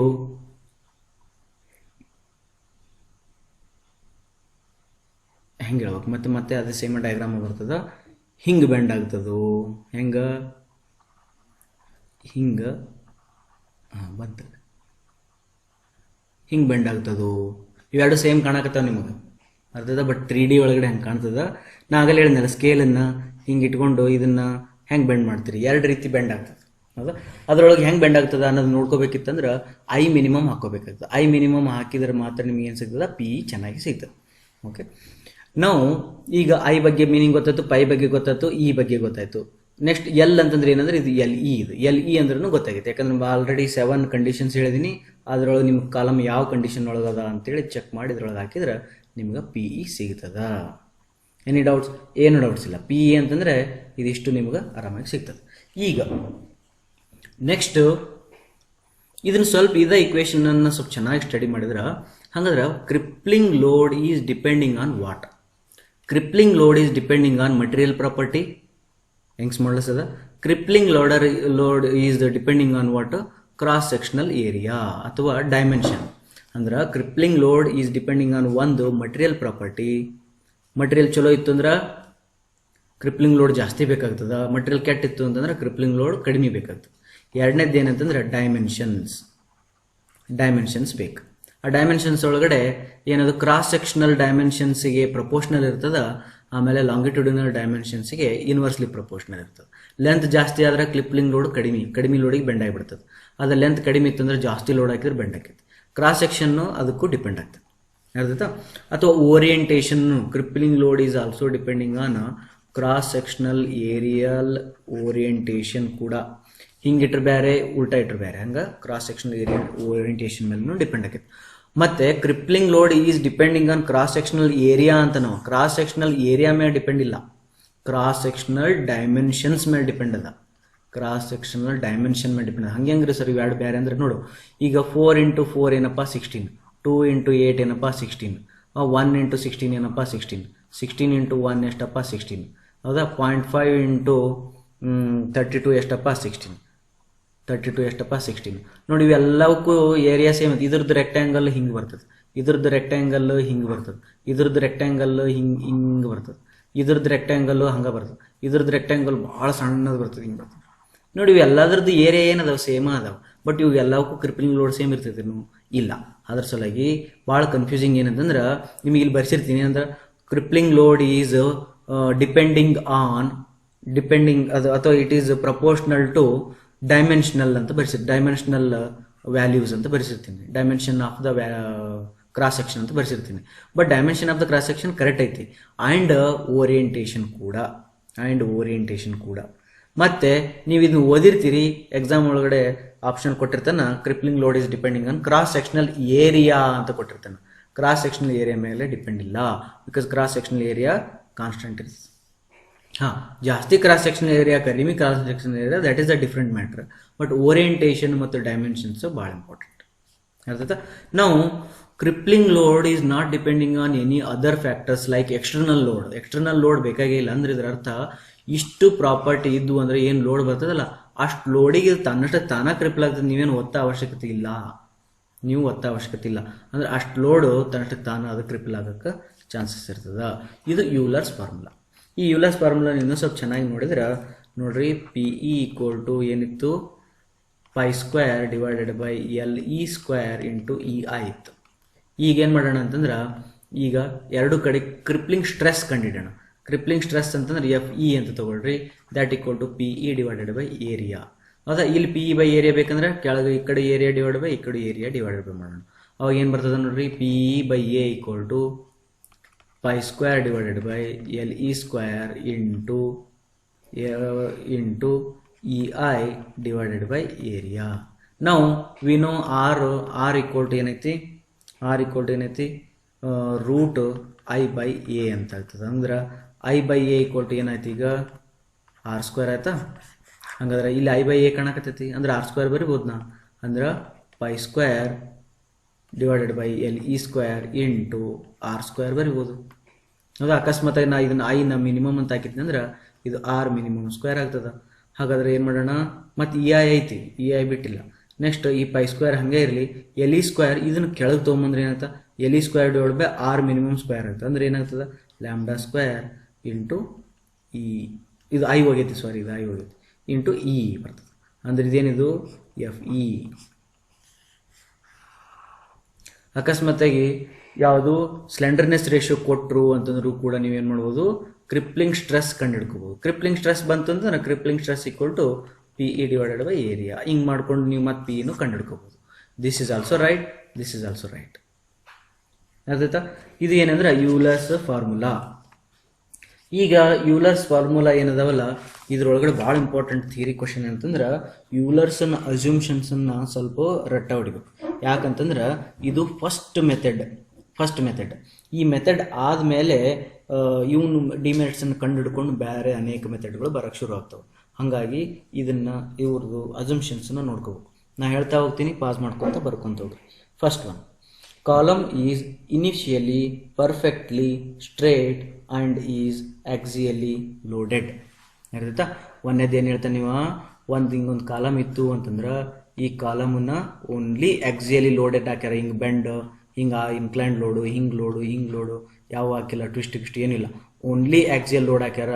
ಲೋಡ್ ಹಾಕೋಕ್ಕಿಂತ ಮುಂಚೆ ಕಾಲಮು ಕರೆಕ್ಟಾಗಿ ಪರ್ಫೆಕ್ಟಾಗಿ ಸ್ಟ್ರೇಟಾಗಿತ್ತು ಅಂತ ಒಂದನೇ ಅಸಂಪ್ಷನ್. ಎರಡನೇ ಅಸಂಪ್ಷನ್ ಹೇಳ್ತಾನೆ, section of a column is uniform ಅಂತ. ಅಂದ್ರೆ ಇಲ್ಲಿ ಮೇಲ್ಗಡೆ ಏನು ಕ್ರಾಸ್ ಸೆಕ್ಷನ್ ಏರಿಯಾ ಇತ್ತಲ್ಲ ಅದೇ ಎಂಟೈರ್ ಲೆಂತ್ಗೂ ಕೂಡ ಸೇಮ್ ಇರ್ತದೆ, ದೊಡ್ಡದಾಗೋದು ಸಣ್ಣದಾಗೋದು ಆಗಂಗಿಲ್ಲ. Next, the material is perfectly elastic, homogeneous, isotropic and obeys Hooke's law. Okay, ಇವುಗಳನ್ನ ನೀವು ನೋಡ್ಕೋಬಹುದು, ಮೀನಿಂಗ್ಸ್ ಗೊತ್ತಿದ್ದಾವೆ. ನೆಕ್ಸ್ಟ್ ಫೋರ್ತ್ ಒನ್ ಹೇಳ್ತಾನೆ, length of the column is very large compared to lateral dimension, that's why we are calling it is a long column. ಹೌದಾ? ಅದಕ್ಕೆ Euler's law is applicable for long columns. ಯಾಕಂತಂದ್ರೆ ಹಿಂಗೆ. Next fifth ಹೇಳ್ತಾನೆ, direct stress is small compared to bending stress corresponding to buckling condition ಅಂತ ಹೇಳ್ತಾನೆ. ಅಂದ್ರೆ ಬಕ್ಕಲ್ ಆದಮೇಲೆ ಈಗ ನೋಡ್ರಿ, ಇದು ಇಲ್ಲಿ ನಾವು ಫೋರ್ಸ್ ಹಾಕ್ತೀನಿ, ಇಲ್ಲಿ ಫೋರ್ಸ್ ಹಾಕಿದಾಗ ಏನಾಗ್ತದೆ, ಇದು ಬೆಂಡ್ ಆಕೈತಿ. ಬೆಂಡ್ ಆದಾಗ ಇದ್ರ ಒಳಗಡೆ ಎರಡು ಸ್ಟ್ರೆಸ್ ಬರ್ತದೆ. ಒಂದು ಬೆಂಡಿಂಗ್ ಸ್ಟ್ರೆಸ್ ಬರ್ತದೆ, ಯಾಕಂದ್ರೆ ಬೆಂಡ್ ಆಗ್ಯದ. ಇನ್ನೂ ಒಂದು ಹಿಂಗೆ ಡೈರೆಕ್ಟ್ ಫೋರ್ಸ್ ಹಾಕಿರಲ್ಲ, ಅಲ್ಲಿ ಫೋರ್ಸ್ ಡಿವೈಡ್ ಬೈ ಏರಿಯಾ ಅದು ಒಂದು ಸ್ಟ್ರೆಸ್ ಬರ್ತದೆ. ಅದೇನದು ಡೈರೆಕ್ಟ್ ಸ್ಟ್ರೆಸ್ ಅಂತ ಬರ್ತದೆ. ಇವೆರಡರೊಳಗಡೆ ಏನಂತಂದ್ರೆ ಡೈರೆಕ್ಟ್ ಸ್ಟ್ರೆಸ್ ಏನೈತಿಲ್ಲ ಅದು ಭಾಳ ಸಣ್ಣದಿರ್ತದೆ ಬೆಂಡಿಂಗ್ ಸ್ಟ್ರೆಸ್ಗಿಂತ. ಅದ್ರ ಸಲುವಾಗಿ ಸಮ್ಟೈಮ್ಸ್ ನೆಗ್ಲೆಕ್ಟ್ ಮಾಡ್ಬಿಡ್ತೀವಿ. ಇನ್ನೊಂದು ವೆರಿ ವೆರಿ ಇಂಪಾರ್ಟೆಂಟ್, ಇದೊಂಥರ ಫನ್ನಿ ಅಸಂಪ್ಷನ್ಸ್ ಏನಂತಂದ್ರೆ, self weight of the column is neglected. ಅಂದ್ರೆ ಕಾಲಮ್ಗೆ ತನ್ನದೇ ಆದಂಥ ಒಂದು ವೇಟ್ ಇಲ್ಲ ಅಂತ ತಿಳ್ಕೊಂಡು ನಾವೇನು ಮಾಡಕತ್ತಾರ ಇದ್ರದ್ದು ಕ್ರಿಪ್ಲಿಂಗ್ ಲೋಡ್ ಕಂಡುಹಿಡಕತ್ತಾನ. ಅರ್ಥಾಯ್ತಾ? ನೆಕ್ಸ್ಟ್ 7th ಒನ್ ಹೇಳ್ತಾನ, the column will fail by buckling alone. ನಾವು ಹಿಂದ್ಗಡೆ ನೋಡಿದ್ವಿ ಏನಂತ, ಲಾಂಗ್ ಕಾಲಮ್ಸ್ ಅಂದ್ರೆ the long columns will fail by crushing and buckling ಅಂತ ಹೇಳಿದ್ದೆ. Long columns will fail by crushing and buckling both ಅಂತ ಹೇಳಿದೆ. Short columns will fail by only crushing ಅಂತ ಹೇಳಿದೆ. ಬಟ್ ಇವ ಏನಂತನ್ನ, ನನ್ನ ಫಾರ್ಮುಲಾ ನೀವು ಯೂಸ್ ಮಾಡ್ಬೇಕಾದ್ರೆ ಕಾಲಮ್ ಬರೀ ಬಕ್ಲಾಗೇನೆ ಫೇಲ್ ಆಕತ್ತ ಅಂತ ತಿಳ್ಕೊಬೇಕು, ಅದರೊಳಗಡೆ ಕ್ರಶ್ ಆಗಿ ಫೇಲ್ ಆಕೈತಿ ಅನ್ನೋದಕ್ಕೆ ನಾನು ಒಪ್ಪಂಗಿಲ್ಲ ಅಂತ ಹೇಳ್ತಾನೆ. ನೋಡಿ ಇದ್ರೊಳಗಡೆ ಎಷ್ಟೋ ಇವೇನಾಯ್ತು, ಏನು ಅಸಂಪ್ಷನ್ಸ್ ಏನಿದಾವಲ್ಲ ಅವೆಲ್ಲ ಏನಾಯ್ತು ಗಾಳಿ ಮೇಲೆ ಹಾರ್ಲಕ್ಕೆ ಶುರು ಆದವು. ಯಾಕಂದ್ರೆ ಇವು ಅಷ್ಟೆಲ್ಲ ಅಸಂಪ್ಷನ್ಸ್ ಇಂಪ್ರಾಕ್ಟಿಕಲ್ ಅದಾವ ಅಂದಮೇಲೆ ಬೇರೆ ಬೇರೆ ಲಾಗಳು ಬರಲಿಕ್ಕೆ ಶುರುವಾಯಿತು. ಈಗ ಇದನ್ನುಗಳನ್ನು ನೋಡಿಕೊಂಡು ಇನ್ನೊಬ್ಬ ಸೈಂಟಿಸ್ಟ್ ಬರ್ತಾನೆ. ಇನ್ನೂ ಒಂದು very important, ಯೂಲರ್ಸ್ formula is not valid for slenderness ratio less than 80. Very important. ಅಕಸ್ಮಾತ್ ಸ್ಲೆಂಡರ್ನೆಸ್ ರೇಷಿಯೋ ಏನಾದ್ರು ಲೆಸ್ ದ್ಯಾನ್ 80 ಇತ್ತು ಅಂತಂದ್ರೆ, ವರ್ಕೌಟ್ ಮಾಡಿದ್ಮೇಲೆ ಅದು 80ಕ್ಕಿಂತ ಕೆಳಗೆ ಬಂತಂದ್ರೆ ಯೂಲರ್ಸ್ ಲಾ ಅಪ್ಲೈ ಆಗಂಗಿಲ್ಲ. ಅರ್ಥಾಯ್ತಾ? ಇದನ್ನು ಭಾಳ ಚೆನ್ನಾಗಿ ನೆನ್ಪಿಟ್ಕೊಂಡಿರ್ಬೇಕು. ನೆಕ್ಸ್ಟ್ ಇನ್ನೊಂದು ಏನಂತಂದ್ರೆ, Euler's formula are valid only up to proportional limit that is linear in elastic zone. Up to ಪ್ರಪೋರ್ಷನಲ್ ಲಿಮಿಟನ್ನು ಅದು ಆಗ್ತದ ಅಂತ ಅಲ್ಲಿ ಹೇಳ್ಬಿಟ್ಟೆ already. Hooke's law is obey ಅಂತ ಹೇಳ್ಬಿಟ್ಟನಲ್ಲ, ಮಟೀರಿಯಲ್ ಹುಕ್ಸ್ ಲಾ ಒಬೆ ಆಗ್ತದಂದ್ರೆ ಅಲ್ಲಿ ತನಕಷ್ಟ ಅಪ್ಲೈ ಆಗ್ತದ. ಆಯ್ತಾ? ಇನ್ನೂ ಒಂದಿಷ್ಟು ನೋಟ್ ಅದಾವ ಇದ್ರೊಳಗಡೆ. ಒಂದೇ ನೋಟ್ ಏನಂದ್ರೆ, relation between slenderness ratio and corresponding critical stress is hyperbolic. ಅವೆರಡರದ್ದು ನಡಬರ್ಕದ ರಿಲೇಷನ್ ಹೈಪರ್ಬೋಲಿಕ್ ಅದ ಅಂತ. Next according to Euler's formula, critical load does not depend upon strength property of the material. That only material property involved in this one is Young's modulus E, and physically represent the stiffness characteristics of the material. ಭಾಳ ಚಂದ ಹೇಳ್ತಾನೆ. ಅಂದ್ರೆ ಒಂದು ಕಾಲಮಲ್ಲಿ ಯಾವುದು ಅದರದ್ದು strength ಏನೈತಲ್ಲ, ಅದರದ್ದು strength ಬರೀ ಯಂಗ್ಸ್ ಮಾಡಲಸ್ ಮೇಲೆ ಡಿಪೆಂಡ್ ಇರೋಂಗಿಲ್ಲ. ಅದರದ್ದು ಸ್ಟ್ರೆಂತ್ ಇನ್ನೂ ಬೇರೆ ಬೇರೆ ಯಾವ್ಯಾವ ಮಾಡಲಸ್ ಅದಾವ, ಬೇರೆ ಬೇರೆ ಯಾವ್ಯಾವ ಫ್ಯಾಕ್ಟರ್ಸ್ ಅದಾವ, ಅದ್ರ ಮೇಲೆಲ್ಲ ಡಿಪೆಂಡ್ ಇರ್ತಾವೆ. ಬಟ್ ಅದರದ್ದು ಸ್ಟ್ರೆಂತ್ ಒಳಗಡೆ ಎಲ್ಲ ಫ್ಯಾಕ್ಟರ್ನ ಕನ್ಸಿಡರ್ ಮಾಡಲಿಲ್ಲ. ಯೂಲರ್ ಏನು ಮಾಡಿದ, ಬರೀ ಯಂಗ್ಸ್ ಮಾಡಲಸ್ ಒಂದು ಸಾಕು ನನಗೆ ಅಂತೇಳಿ ಹೋಗ್ತಾನೆ. ದೇರ್ಫೋರ್ ಇವೆಲ್ಲ ಏನಾದ್ರು ಅಂದ್ರೆ ಇವನು ಡಿಮೆರಿಟ್ಸ್ ಆಗಲಿಕ್ಕೆ ಶುರುವಾಯಿತು. ಈ ಎಲ್ಲ ಡಿಮೆರಿಟ್ಸನ್ನು ತಗೊಂಡು ಒಬ್ಬ ಸೈಂಟಿಸ್ಟ್ ಮುಂದೆ ಬರ್ತಾನ. ಅವನ ಹೆಸರು ರ್ಯಾಂಕೈನ್. ಅವನ ಹೆಸರೇನು? ರ್ಯಾಂಕೈನ್. ರ್ಯಾಂಕೈನು ಏನು ಹೇಳ್ತಾನೆ ಅಂದ್ರೆ, ನೋಡಪ್ಪ ನೀ ಏನಂದಿದ್ದೀಯಲ್ಲ ಲಾಂಗ್ ಕಾಲಮ್ಸಿಗೆ ಕನ್ಸಿಡರ್ ಮಾಡ್ತೀಯ ಅಂದಿದ್ಯಲ್ಲ, ನಾನು ಲಾಂಗ್ ಕಾಲಮ್ಗೆ ತೊಗೊತೀನಿ, ಏನು ಪ್ರಾಬ್ಲಮ್ ಇಲ್ಲ, ನೀನು ನಾನು ಭಾಯ್. ಬಟ್ ನೀ ಒಂದು ಮಾತು ಹೇಳಿದಪ್ಪ ಅದನ್ನು ನನಗೆ ಅಳಿಸ್ಲಿಲ್ಲ ಅಂತ ರ್ಯಾಂಕನ್ ಹೇಳ್ತಾನೆ. ಏನು ರೀ ಸಾಬ್ರ ಅಂತ ಯೂಲರ್ ಕೇಳಿದ್ರೆ ರ್ಯಾಂಕನ್ ಹೇಳ್ತಾನೆ, ನೋಡು ಲಾಂಗ್ ಕಾಲಮ್ ಅಂದ್ರೆ ಕ್ರಶ್ ಒಳಗೂ ಫೇಲ್ ಆಗಬೇಕು ಮತ್ತು ಬಕಲ್ ಒಳಗೂ ಫೇಲ್ ಆಗಬೇಕು. ನೀ ಏನಪ್ಪ ಬರೀ ಬಕಲ್ ಅಷ್ಟ ಕನ್ಸಿಡರ್ ಮಾಡಿದ್ವಿ, ಕ್ರಶ್ ತೊಗೊಲಿಲ್ಲ, ಮತ್ತು ನಮ್ಮ ಕ್ರಶಿಗೆ ನೋವು ಆಗ್ತದ ಅಂತೇಳಿ ಅವ ಏನು ಮಾಡ್ತಾನೆ, ನಾನು ಎರಡೂ ಕನ್ಸಿಡರ್ ಮಾಡ್ತೀನಿ ಅಂತೇಳಿ ರ್ಯಾಂಕೈನ್ ಇವೆರಡನ್ನು ತೊಗೊಳ್ತಾನೆ. ಹಾಗಾಗಿ ರ್ಯಾಂಕೈನ್ ಫಾರ್ಮುಲಾ ಏನಾಗ್ತಂದ್ರೆ 1/PR ಅಂದ್ರೆ ರ್ಯಾಂಕೈನ್ ಬಕ್ಲಿಂಗ್ ಲೋಡ್ ಅಥವಾ crippling load equal to 1/PC plus 1/PE. 1/PE. ಅವಾಗ ಯೂಲರ್ ಏನಂತ ಗೊತ್ತಾ, ಹಂಗ ಮಗನ ನೀನು ಎರಡೂ ಕನ್ಸಿಡರ್ ಮಾಡ್ತೆ, ಮಾಡಿ ನೋಡೋಣ ನೀ ಹೆಂಗಾರ ಮಾಡ್ತೀಯ ಅಂತೇಳಿ. ಇವ ರ್ಯಾಂಕೈನ್ ಭಾಳ ಸ್ಮಾರ್ಟ್ ಇರ್ತಾನಲ್ಲ, ಅದಕ್ಕೆ ಏನಂತನ, ನೋಡು ನಾನು ಕ್ರಶಿಂಗ್ ಬಗ್ಗೆ ಅಷ್ಟೇ ಯೋಚನೆ ಮಾಡ್ತೀನಿ, ಈ ಬಕ್ಲಿಂಗ್ ಏನೈತಲ್ಲ ನಿಂದ ಫಾರ್ಮುಲಾ ಕಾಪಿ ಹೊಡಿತೀನಿ ಅಂತ. ನಾವು 1/PC ಅಂತಂದ್ರೆ ಏನು? PC ಅಂತಂದ್ರೆ load required to crush the column. ಹಂಗಾದ್ರೆ 1/PE ಅಂತಂದ್ರೆ ಏನು? Load required to buckle the column. ಹಂಗಾರೆ PE buckle the column PB ಬರಿಬೇಕಿತ್ತಲ್ಲ, ಬ್ಯಾಡ್. ರ್ಯಾಂಕೈನ್ ಏನು ಮಾಡಿದ, ಈ ಒಂದು ಅಸಿಸ್ಟೆನ್ಸ್ ತೊಗೊತಾನೆ. ಯಾರ್ದು? ಯೂಲರ್ ಆಲ್ರೆಡಿ ವರ್ಕ್ ಮಾಡಿ ಭಾಳ ಕಷ್ಟಪಟ್ಟನ. ಅದ ಬಕ್ಲಿಂಗ್ದ ಲೋಡನ್ನು ಇವತ್ತು ಅಂದ್ರೊಳಗೆ ಸಬ್ಸ್ಟಿಟ್ಯೂಟ್ ಮಾಡಿ 1/PR ಕಂಡಿದ್ದು. ಇದರೊಳಗೆ ಏನೇನೇನೋ ಹಾಕಿ ಅದನ್ನೆಲ್ಲ ಡಿರೈವೇಷನ್ ಮಾಡಿ ಲಾಸ್ಟಿಗೆ PR ಫಾರ್ಮುಲಾ ಬರ್ತದ. ದ್ಯಾಟ್ ಈಕ್ವಲ್ ಟು ಇಂಪಾರ್ಟೆಂಟ್ ಇದು FC into A divided by 1 plus alpha into lambda square ಅಂತೇಳಿ ಒಂದು ಫಾರ್ಮುಲಾ ಬರ್ತದೆ. ಇದಕ್ಕೆ ರ್ಯಾಂಕೈನ್ ಫಾರ್ಮುಲಾ ಅಂತ. ಇದರೊಳಗಡೆ ಏನು ವರಿ ಮಾಡ್ಕೊಳ್ಳೋ ಅವಶ್ಯಕತೆ ಇಲ್ಲ, ಎಲ್ಲವನ್ನ ಆಲ್ರೆಡಿ ಸ್ಟಡಿ ಮಾಡಿದ್ವಿ. FC ಅಂತಂದ್ರೆ ಏನಪ್ಪ ಅಂದ್ರೆ ಕ್ರಶಿಂಗ್ ಸ್ಟ್ರೆಂತ್ ಅಂದ್ರೆ ಏನು? PC divided by A. PC ಅಂದ್ರೇನು? Crushing load divided by area. Alpha ಅಂದ್ರೆ ಒಂದ, ಇವತ್ತಂದು ತಾನು ಸ್ವಲ್ಪ ಹಾಕೊಂತಾನ. ಆಲ್ಫಾ ಅಂತಂದ್ರೆ ಇದು Rankine's constant. Rankine constant. It will be something like 1000 ಇದನ್ನು 1/7000 ಇರ್ಬೋದು, 1/1600 ಇರ್ಬೋದು, 1/2000 ಇರ್ಬೋದು. ಈ ರೇಂಜ್ ಒಳಗಡೆ ಆಲ್ಫಾ ಸಿಗ್ತದೆ. ಲ್ಯಾಂಬ್ಡಾ ಅಂದ್ರೆ ನಿಮ್ಗೆ ಆಲ್ರೆಡಿ ಗೊತ್ತೈತಿ, that is LE divided by R minimum. ತಿಳಿತಾ? ಇವು ಏನಂತಂದ್ರೆ ರ್ಯಾಂಕೈನ್ಸ್ ಕೋಎಫಿಷಿಯೆಂಟ್ಸ್ ಎಲ್ಲ ಬಂದ್ವಿ. ಆಮೇಲೆ ಈ ಒಂದು ಭಾಳ ಇಂಪಾರ್ಟೆಂಟ್ ಅಡ್ವಾಂಟೇಜ್ ಏನಂದ್ರೆ, ಈ ನಮ್ಮ ಯೂಲರ್ಸ್ ಫಾರ್ಮುಲಾ ಏನು ಹೇಳಿದ್ದ, ಯೂಲರ್ಸ್ ಫಾರ್ಮುಲಾ ಲ್ಯಾಂಬ್ಡಾ 80ಕ್ಕಿಂತ ಕೆಳಗಿತ್ತಂದ್ರೆ ನಂದು ವರ್ಕ್ ಆಗಲ್ಲ ಅಂತ ಹೇಳಿದ್ದ. ಬಟ್ ರ್ಯಾಂಕೈನ್ ಹೇಳ್ತಾನೆ, ನೀವು ಎಷ್ಟರ ಇರಲಿ ನಿಮ್ಮದು ಸ್ಲೆಂಡರ್ನೆಸ್ ರೇಷಿಯೋ, ನನಗೇನು ಪ್ರಾಬ್ಲಮ್ ಇಲ್ಲ, no limitation for slenderness ratio, ನೀವು ಎಷ್ಟರ ಇರಲಿ ನನ್ನ ಫಾರ್ಮುಲಾ ಯೂಸ್ ಮಾಡ್ಕೊಳ್ರಿ ಅಂತ ರ್ಯಾಂಕೈನ್ ಹೇಳಿ ಸತ್ತೋದ. ಆಯ್ತಾ? Next, independent geometry and end conditions can be modified. ಆಯ್ತು. ಮುಂದೆ ಇನ್ನೂ ಸ್ವಲ್ಪ ಮೆಥಡ್ಸ್ ಬರ್ತಾವ, ಹೆಸರಿಗಷ್ಟ ಬರ್ಕೊಂಡಿರ್ರಿ. ಸ್ಟ್ರೇಟ್ ಲೈನ್ ಫಾರ್ಮುಲಾ ಮೆಥಡ್ ಅಂತ ಬರ್ತದ, ಇದಕ್ಕೆ Johnson's straight line formula method ಅಂತಾರ. ಇನ್ನೂ ಒಂದು ಪ್ಯಾರಾಬೋಲಿಕ್ ಫಾರ್ಮುಲಾ ಅಂತ ಬರ್ತದ, ಇದಕ್ಕೂ ಜಾನ್ಸನ್ ಸ್ಟ್ರೇಟ್ ಲೈನ್ ಫಾರ್ಮುಲಾನ ಅಂತ ಕರೀತಾರ, ಜಾನ್ಸನ್ಸ್ ಪ್ಯಾರಾಬೋಲಿಕ್ ಫಾರ್ಮುಲಾ ಅಂತ ಕರೀತಾರ. ನೆಕ್ಸ್ಟ್ ಇನ್ನೊಂದು ಮೆಥಡ್ ಬರ್ತದ, ಮುಗಿತು. ಓಕೆನಾ? ಇವು ನೀವು ಕಾಲಮ್ ಚಾಪ್ಟ್ರಲ್ಲಿ ಇರ್ತಕ್ಕಂಥ ಇಂಪಾರ್ಟೆಂಟ್ ಕ್ವಶನ್. ನೆಕ್ಸ್ಟ್ ಇದೇ ಚಾಪ್ಟ್ರಲ್ಲಿ ಇನ್ನು ಸ್ವಲ್ಪ ಈಗ ಶಾರ್ಟ್ ಕಾಲಮ್ ಬಗ್ಗೆ ನೋಡೋಣ. ಶಾರ್ಟ್ ಕಾಲಮನ್ನು ಸ್ವಲ್ಪ ಸ್ಟಡಿ ಮಾಡೋಣ. ಶಾರ್ಟ್ ಕಾಲಮ್ ಅಥವಾ ಫೌಂಡೇಶನಲ್ಲೂ ಕೂಡ ಇದರದ್ದು ಪ್ರಾಬ್ಲಮ್ಸನ್ನು ಒಂದೊಂದು ಸತಿಗೆ ಕೇಳ್ತಿರ್ತಾನೆ. ಈಗ ನೋಡಿ, ಸ್ವಲ್ಪ ಚೆನ್ನಾಗಿ ಅರ್ಥ ಮಾಡ್ಕೋಬೇಕು. ಈಗ ಒಂದು ಫೌಂಡೇಶನ್ ಇರ್ಬೋದು ಅಥವಾ ಪೆಡಸ್ಟಲ್ ಇರ್ಬೋದು, ಹಿಂಗೆ ಒಂದು ಕಾಲಮ್ ಅದ ಅಂತ ತಿಳ್ಕೊಡ್ರಿ ಅಥವಾ ಪೆಡಸ್ಟಲ್ ಅದ ಅಂತ ತಿಳ್ಕೊಡ್ರಿ. ಇದಕ್ಕೊಂದು ಆಕ್ಸಿಸ್ ಇರ್ತದೆ, ಇಲ್ಲಿ ಇದಕ್ಕೆ ಆಕ್ಸಿಸ್ ಇರ್ತದೆ. ಹೌದಾ?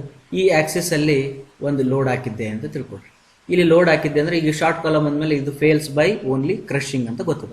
ಇದು ಕ್ರಶಿಂಗ್ ಒಳಗೆ ಫೇಲ್ ಆಗ್ತದ ಅಂತಂದ್ರೆ ನಿಮ್ಗೆ ಗೊತ್ತದ, ಸಿಗ್ಮಾ ಮ್ಯಾಕ್ಸ್ ಅಂತ ಅನ್ಬೋದಾ, ಸಿಗ್ಮಾ ಮ್ಯಾಕ್ಸ್ ಅಥವಾ FC ಅಂತ ಕರಿಬೋದು. That equal to force divided by area. This is a force, maximum force up to which it cripples divided by area. Then sigma max equal to P/A. ಮುಗಿತು. But sometimes ಏನಾಗುತ್ತೆ ಅಂದರೆ, ಈ force ಇಲ್ಲಿ ಹಾಕೋ ಬದಲು ಸ್ವಲ್ಪ ಏನಾದರೂ ಇಲ್ಲಿ ಹಾಕಿದ್ರ, ಸ್ವಲ್ಪ ಏನಾದರೂ ಈ ಕಡೆಗೆ ಹಾಕಿದ್ರೆ ಇದಕ್ಕೇನಂತಾರೆ ಎಕ್ಸೆಂಟ್ರಿಕ್ ಅಂತಾರೆ. ಹಿಂಗೆ ಸ್ವಲ್ಪ ಎಕ್ಸೆಂಟ್ರಿಕ್ ಮಾಡಿ ಏನಾದರೂ ಲೋಡ್ ಹಾಕಿದ್ರೆ ಇದೇನು ಬಕ್ಕಲಾಗ್ತದನ್ರಿ ಅಂತಂದ್ರೆ ಸಾಧ್ಯನೇ ಇಲ್ಲ. ದೊಡ್ಡವಾದ ನೀವು ದಪ್ಪದನ್ನ, ಹಾಗಾಗಿ ಬಕ್ಕಲಾಗಂಗಿಲ್ಲ. ಹಾಗಾಗಿ ಇಲ್ಲಿ ಹಾಕಿದಾಗ ಏನಾಗ್ಬೋದು ಅಂತಂದ್ರೆ, ಇಲ್ಲಿ ಸ್ವಲ್ಪ ಈ ಕಡೆ ಸ್ಟ್ರೆಸ್ ಜಾಸ್ತಿ ಆಗ್ಬೋದು, ಈ ಕಡೆ ಸ್ಟ್ರೆಸ್ ಕಡಿಮೆ ಆಗ್ಬೋದು. ಬಟ್ ಫೇಲ್ ಮಾತ್ರ ಕ್ರಶ್ ಒಳಗೆ ಆಗ್ತೈತಿ. ಈಗ ಫಸ್ಟ್ ಅಂತ ಇದು ಬಿಟ್ಬಿಡೋಣ, ಒಂದನೇ ಕೇಸ್ ತೊಗೊತೀನಿ. ಒಂದನೇ ಕೇಸ್ ಅಂದ್ರೆ ಒಂದೇ ಸೆಂಟರ್ ಒಳಗೆ ಲೋಡ್ ಹಾಕಿದಾಗ ಇದ್ರದ್ದು ಸ್ಟ್ರೆಸ್ ಡಿಸ್ಟ್ರಿಬ್ಯೂಷನ್ ಡಯಾಗ್ರಾಮ್ ಹೆಂಗೆ ಬರ್ತಂದ್ರೆ ಹಿಂಗೆ ಬರ್ತೈತೆ. ಅಂದ್ರೆ ಎಲ್ಲ ಕಡೆಗೂ ಏನದ, ಇದು ಚೆನ್ನಾಗಿ ಅರ್ಥ ಮಾಡ್ಕೋಬೇಕು. ಎಲ್ಲ ಕಡೆಗೂ P/A ಅದ, ಇಲ್ಲೂ ಏನದ P/A ಅದ, ಇಲ್ಲೂ ಏನದ P/A ಅದ. ಅಕಸ್ಮಾತಾಗಿ ಎರಡನೇ ಕೇಸ್ ಒಳಗಡೆ ಇದೇನೋ ಸ್ವಲ್ಪ ಈ ಕಡೆ ಶಿಫ್ಟ್ ಆಯಿತು, ಎಟ್ ಎ ಡಿಸ್ಟೆನ್ಸ್ ಎಕ್ಸೆಂಟ್ರಿಸಿಟಿ ಒಳಗೆ ಶಿಫ್ಟ್ ಆಯ್ತು ಅಂದ್ರೆ ಇದ್ರದ್ದು ಸ್ಟ್ರೆಸ್ ಡಯಾಗ್ರಾಮ್ ಹೆಂಗೆ ಬರ್ತದೆ ಅಂದ್ರೆ, ಶಿಫ್ಟ್ ಯಾವ ಕಡೆ ಆಗೈತಲ್ಲ ಆ ಕಡೆ ಸ್ವಲ್ಪ ಜಾಸ್ತಿ ಮತ್ತು ಇನ್ನೊಂದು ಕಡೆಗೆ ಕಡಿಮೆ ಬರ್ತದೆ. ಹಂಗಾರೆ ಎಷ್ಟು ಜಾಸ್ತಿ ಆಗೈತೆ ಅಂದ್ರೆ P/A ಪ್ಲಸ್ M/Z ಕೂಡಿಸ್ಬೇಕು. ಈ M/Z ಎಲ್ಲಿಂದ ತಂದ್ರಿ ಅಂತಂದ್ರೆ, ನಮ್ಮ ಬರ್ನೌಲ್ಲಿಸ್ ಇಕ್ವೇಶನ್ M/I = F/Y ಇತ್ತು. ದೆನ್ F = M/I × Y ಅಂತ ಮಾಡ್ಕೊಂಡ್ವಿ. I/Y ನ Z ಅಂತ ಅಂದ್ಕೊಂಡ್ವಿ. F = M/Z ಆಯ್ತು. ಹಂಗಾರೆ F ಅಂದ್ರೆ ಏನು, ಇದು ಒಂದು ಸ್ಟ್ರೆಸ್. P/A ಅಂದ್ರೇನು, ಅದು ಒಂದು ಸ್ಟ್ರೆಸ್. ಅಂದ್ರೆ ಈ ಕಡೆಗೆ ಜಾಸ್ತಿ ಸ್ಟ್ರೆಸ್ ಯಾಕಾಯ್ತು ಅಂದ್ರೆ ಇದರೊಳಗಡೆ ಬೆಂಡಿಂಗ್ ಸ್ಟ್ರೆಸ್ ಒಂದು ಸ್ವಲ್ಪ ಕೂಡ್ತೈತೆ. ಬಕ್ಕಲಾಗಿಲ್ಲ, ಬೆಂಡ್ ಆಗಾಗ ಚಾನ್ಸ್ ಆಗುತ್ತೆ. ಓಕೆ, ಅದು ಕೂಡ್ತದೆ. ಹಂಗಾಗಿ ಇದು ಏನಂತ ಜಾಸ್ತಿ ಆಯ್ತು. ಹಂಗಾರೆ ಇಲ್ಲಿ ಎಷ್ಟು ಇರ್ತದೆ ಅಂತಂದ್ರೆ ಜಸ್ಟ್ ಅದ ಮೈನಸ್ ಇರ್ತದೆ. P/A ಮೈನಸ್ M/Z ಇರ್ತದೆ. ತಿಳಿದು? ಈಗ ಇವೆರಡು ಸಿಕ್ಕು. ಈಗ ನೆಕ್ಸ್ಟ್ ಅಕಸ್ಮಾತ್ ಆಗಿ ಇದೇನೈತಲ್ಲ, ಇದು ಇನ್ನೂ ಸ್ವಲ್ಪ ಮೂರನೇ ಕೇಸ್ ಒಳಗೆ ಇನ್ನೂ ಸ್ವಲ್ಪ ದೂರ ಇತ್ತಪ್ಪ, ಮತ್ತೆಷ್ಟು ಭಾಳ ದೂರ ಇತ್ತು. ಅಂಥ ಟೈಮ್ನೊಳಗೆ ಏನಾಗ್ಬೋದು ಅಂತಂದ್ರೆ, ಈ ಕಡೆಗೆ ಏನೈತಲ್ಲ ಇದು ಜಾಸ್ತಿ ಆಗ್ಬೋದು, ಈ ಕಡೆಗೆ ಸ್ಟ್ರೆಸ್ ಏನೈತಲ್ಲ ಅದು 0 ಆಗಿ ನಿಮ್ಗೆ ಸ್ಟ್ರೆಸ್ ಡಿಸ್ಟ್ರಿಬ್ಯೂಷನ್ ಡಯಾಗ್ರಾಮ್ ಹಿಂಗೆ ಬರ್ಬೋದು. ಅಂದರೆ ಏನರ್ಥ, P/A plus M/Z become sigma max. Then ಇಲ್ಲೇನು ಸಿಗ್ಮಾ ಮಿನಿಮಮ್ ಏನಾಗಿತ್ತು, ಈಗ sigma minimum = 0, that = P/A minus M/Z ಅಂತ. ಇಷ್ಟು ಬಂತು ಅಂತಂದ್ರೆ ಹಿಂಗೆ ಆಗ್ಬೋದು. ಇಲ್ಲಪ್ಪ 4ನೇ ಕೇಸ್ ಒಳಗೆ ನಾನು ಏನು ಮಾಡ್ತೀನಿ, ಇದನ್ನು ಇನ್ನೂ ಸ್ವಲ್ಪ ದೂರ ಹಾಕ್ತೀನಿ ರೀ ಸರ, ಇನ್ನೂ ಸ್ವಲ್ಪ ದೂರ ಹಾಕಿದ್ರೆ ಏನಾಗ್ಬೋದು ರೀ ಅಂತ ಕ್ಯೂರಿಯಾಸಿಟಿ ಇತ್ತಂದ್ರೆ ಅವಾಗ ಇದು ಈ ಕಡೆ ಲೋಡ್ ಹಾಕಿದ ತಕ್ಷಣ ಇದು ಇದು ಒಳಗೆ ಹೋಗ್ಕೊಂಡ್ಬಿಡ್ತದ, ಇದು ಗ್ರೌಂಡ್ ಬಿಟ್ಟು ಮೇಲೆ ಬಂದ್ಬಿಡ್ತದೆ, ಹಿಂಗೆ ಬೆಂಡ್ ಆಗಿಬಿಡ್ತೈತೆ ನಿಮ್ಗೆ, ಹಿಂಗೆ ಬೆಂಡ್ ಆಗಿಬಿಡ್ತದೆ. ಹಿಂಗೆ ಬೆಂಡ್ ಆದಾಗ ಇದು ಹೊರಗೆ ಹೋಗ್ಬೇಕು ಅಂತ ಒದ್ದಾಡ್ತಿರ್ತದೆ, ಇದು ಒಳಗೆ ಹೋಗ್ತಿರ್ತದೆ. ಅಂದ್ರೆ ಈ ಪೋರ್ಷನ್ ಏನೈತಲ್ಲ, ಈ ಪೋರ್ಷನ್ ಟೆನ್ಷನ್ ಕ್ರಿಯೇಟ್ ಆಗ್ತದೆ ಒಳಗೆ. ಅದಕ್ಕೆ ನಿಮ್ಗೆ ಏನಾಗ್ತದೆ, ಡಯಾಗ್ರಾಮ್ ಹೆಂಗೆ ಬರ್ತದೆ ಅಂದ್ರೆ ಒಂದು ಕಡೆಗೆ ಜಾಸ್ತಿ, ಇನ್ನೂ ಒಂದು ಕಡೆಗೆ ಟೆನ್ಷನ್ ಕ್ರಿಯೇಟ್ ಆಗ್ತದೆ. ಹಂಗಾರೆ ಇದ್ರದ್ದು ಫೋರ್ಸ್ ಏನಿರ್ತದ, ಇದು ಸೇಮ P/A ಇರ್ತದ, ಮೈನಸ್ ಅಲ್ಲ ಪ್ಲಸ್ M/Z ಇರ್ತದ. ಇದು ಸೇಮ P/A, ಇದು ಪ್ಲಸ್ ಮೈನಸ್ M/Z ಇರ್ತದೆ. ಬಟ್ ದ ಎಂಟೈರ್ ವ್ಯಾಲ್ಯೂ ಏನು ಬರ್ತದೆ, ಇದು ನೆಗೆಟಿವ್ ಒಳಗೆ ಬರ್ತದ, ಇದು ಎಂಟೈರ್ ವ್ಯಾಲ್ಯೂ ಪಾಸಿಟಿವ್ ಒಳಗೆ. Positive means compression, negative means tension. ಉಲ್ಟಾ, because columns are compressive members, therefore positive means compression, negative means tension. ಅದ ಉಲ್ಟಾ ಅದ, ಸ್ವಲ್ಪ ಹುಷಾರಿರ್ಬೇಕು. ಈಗ ನಿಮಗೆ ತಿಳಿತು ಅಂದ್ರೆ ಇದು ಇಷ್ಟು ಬಂದು. ಹಾಗಾದ್ರೆ ಕಾಲಮ್ಸಲ್ಲಿ ನಾವು ಯಾವಾಗಲೂ ಏನು ಮಾಡೋ, ಕಾಲಮ್ಸ್ ಅಥವಾ ಫೌಂಡೇಶನ್ ಒಳಗೆ ಯಾವ್ದು ಮಾಡ್ಬೇಕಂದ್ರೆ, ನೀವು ಹೆಂಗೆ ಮನಿ ಕಟ್ಟ್ರಿ, ಎಷ್ಟೇ ಎಕ್ಸೆಂಟ್ರಿಸಿಟಿ ಏನಾರ ಮಾಡಿರಿ, ಈ ಕಡೆ ಲೋಡ್ ಹಾಕಿದ್ರೆ ಈ ಕಡೆ ಹಿಂಗೆ ಎದ್ದು ಹೇಳ್ಬಾರ್ದು. ಹಿಂಗೆ ಎತ್ತು ಅಂತಂದ್ರೆ it is a poor design ಇರುತ್ತೆ. ಅಂದ್ರೆ ನಮಗೆ ಈ ಕಡೆಗೆ ಟೆನ್ಷನ್ ಬರಬಾರ್ದು. ಅಂದ್ರೆ they should not be any tension creation in the foundation. ಅದನ್ನ ಅವಾಯ್ಡ್ ಮಾಡಬೇಕು. ಅದನ್ನ ಅವಾಯ್ಡ್ ಮಾಡ್ಬೇಕಾದ್ರೆ ಏನು ಮಾಡ್ಬೇಕಂದ್ರೆ ನಮ್ಗೆ ಒಂದು ಕಂಡೀಷನ್ ಬರ್ತದೆ. ಏನು ಕಂಡೀಷನ್ ಅಂದ್ರೆ, ಈ ಕಡೆಗೆ ಲೋಡ್ ಏನಿತ್ತಲ್ಲ ಜೀರೋಕ್ಕಿಂತ ಸಣ್ಣದಾಗ್ಬೋದು. ಜೀರೋ ಆದರೂ ಒಂದು ರೀತಿ ನಡೀತಿತ್ತು ನೋಡಿ, ಎಲ್ಲ ಕಾಂಪ್ರೆಷನ್, ಬಟ್ ಟೆನ್ಷನ್ ಬಂತೀವಿ. ಹಂಗೆ ಜೀರೋಕ್ಕಿಂತ ಕೆಳಗೆ ಆಗ್ಲಾರ್ದಂಗೆ ನಾವು ನೋಡ್ಕೋಬೇಕು. ಜೀರೋಕ್ಕಿಂತ ಕೆಳಗೆ ಆಗ್ಲಾರ್ದಂಗೆ ನೋಡ್ಕೋಬೇಕಂದ್ರೆ ನಾವು ಇದನ್ನ ಮೇಲೆ ಕಾನ್ಸಂಟ್ರೇಟ್ ಮಾಡಬೇಕು. ಅದ್ರ ಮೇಲೆ ಕಾನ್ಸಂಟ್ರೇಟ್ ಮಾಡ್ಬೇಕಂದ್ರೆ ಏನರ್ಥ, sigma minimum should not be less than 0. Should not be less than 0. ಅರ್ಥಾಯ್ತಾ? ಅಂದ್ರೆ ಇದರ ಅರ್ಥ ಏನಂತಂದ್ರೆ, ಸಿಗ್ಮಾ ಮಿನಿಮಮ್ ಅಂದ್ರೆ ಏನಿತ್ತು ಫಾರ್ಮುಲಾ, ಸಿಗ್ಮಾ ಮಿನಿಮಮ್ ಜಾಗದೊಳಗೆ ಏನು ಬರೋಣ, P/A minus M/Z should not be less than 0. Means ಇದನ್ನ ಆ ಕಡೆ ಕಳಿಸಿದ್ರೆ ಏನಾಗುತ್ತೆ, P/A should not be less than M/Z. ಅದು ಶುಡ್ ಬಿ ಇವೆಲ್ಲ ಶುಡ್ ಬಿ ಲೆಸ್ ದ್ಯಾನ್ 0. ತಡಿ, ಉಲ್ಟಾ ನೋಡೋಣ, ಶುಡ್ ನಾಟ್ ಬೇಡ, sigma minimum should be greater than 0. ಅಥವಾ ಇದಕ್ಕೆ ನೀವು ಹಿಂಗೆ ಹಾಕೊಂತ ಹೋಗ್ಬೋದು, ಶುಡ್ ಬಿ ಗ್ರೇಟರ್ ದ್ಯಾನ್ 0. ಅಂದ್ರೆ P/A minus M/Z should be greater than or equal to 0. ಅಥವಾ P/A should be greater than or equal to M/Z. ಇದನ್ನ ಆ ಕಡೆ ಕಳಿಸಿದೆ. ಈಗ ಇಷ್ಟು ಬಂತು. ಈಗ ಇದು ಕಂಡೀಷನ್ ಭಾಳ ಇಂಪಾರ್ಟೆಂಟ್ ಆಯಿತು. ಇದು ಇನ್ನೂ ಸ್ವಲ್ಪ ಒಳಗಡೆ ಹೋಗಿ ನೋಡಿದಾಗ ಏನಾಗ್ತದೆ ಅಂದ್ರೆ, Z ಅಂದರೆ ಏನು, Z ಅಂದ್ರೆ I/Y. ಅರ್ಥಾಯ್ತಾ? I ಅಂದರೆ ಏನು, BD³/12. ಹಂಗಾದ್ರೆ Y ಅಂದರೆ ಏನು, Y ಅಂದ್ರೆ D/2. Pending stress chapter. ಈಗ ಈ ಕ್ಯೂಬ್ ಒಳಗಡೆ ಒಂದು D ಹೋಯ್ತು, ಸ್ಕ್ವೇರ್ ಉಳ್ಕೊಂತು, ಇಲ್ಲಿ D ಹೋಯ್ತು, ಆಮೇಲೆ ಇದು B ಉಳ್ಕೊಂತು, ಇದು 2 1 2 6. ಓಕೆ, ಅವಾಗ ಮೇಲೆ ಏನು ಉಳಿತು, BD²/6 ಉಳಿತು, BD²/6 ಉಳಿತು. ಕರೆಕ್ಟಾ? ಹಾಗಾದ್ರೆ ಇಲ್ಲಿ ಸಬ್ಸ್ಟಿಟ್ಯೂಟ್ ಮಾಡಿದಾಗ ಏನಾಗ್ತದೆ, ಇದು P/A ಶುಡ್ ಬಿ ಗ್ರೇಟರ್ ದ್ಯಾನ್6M/BD² ಆಯಿತು. ಹೌದಾ? 6M/BD² ಆಯಿತು. ಈಗ ಇದನ್ನ ಇನ್ನೂ ಸ್ವಲ್ಪ ಚೆನ್ನಾಗಿ ನೋಡಿದಾಗ, ಹಂಗಾರೆ ಫಾರ್ ಅ ರೆಕ್ಟ್ಯಾಂಗಲ್ ಏನಾಗ್ಬೋದು ಅಂದ್ರೆ, P/B × D should be greater than 6M/BD² ಆಯ್ತು. ಹಂಗಾರೆ ಒಂದು D ಈ ಕಡೆ, ಒಂದು D ಈ ಕಡೆಗೆ, ಇದು B ಕ್ಯಾನ್ಸಲ್ ಆಯಿತು. ಏನು ಉಳಿತು, ಈ ಕಡೆ ಏನು ಉಳಿತು, ಬರೀ P ಉಳಿತು. ಮತ್ತು ಈ ಕಡೆಗೆ ಏನು ಉಳಿತು,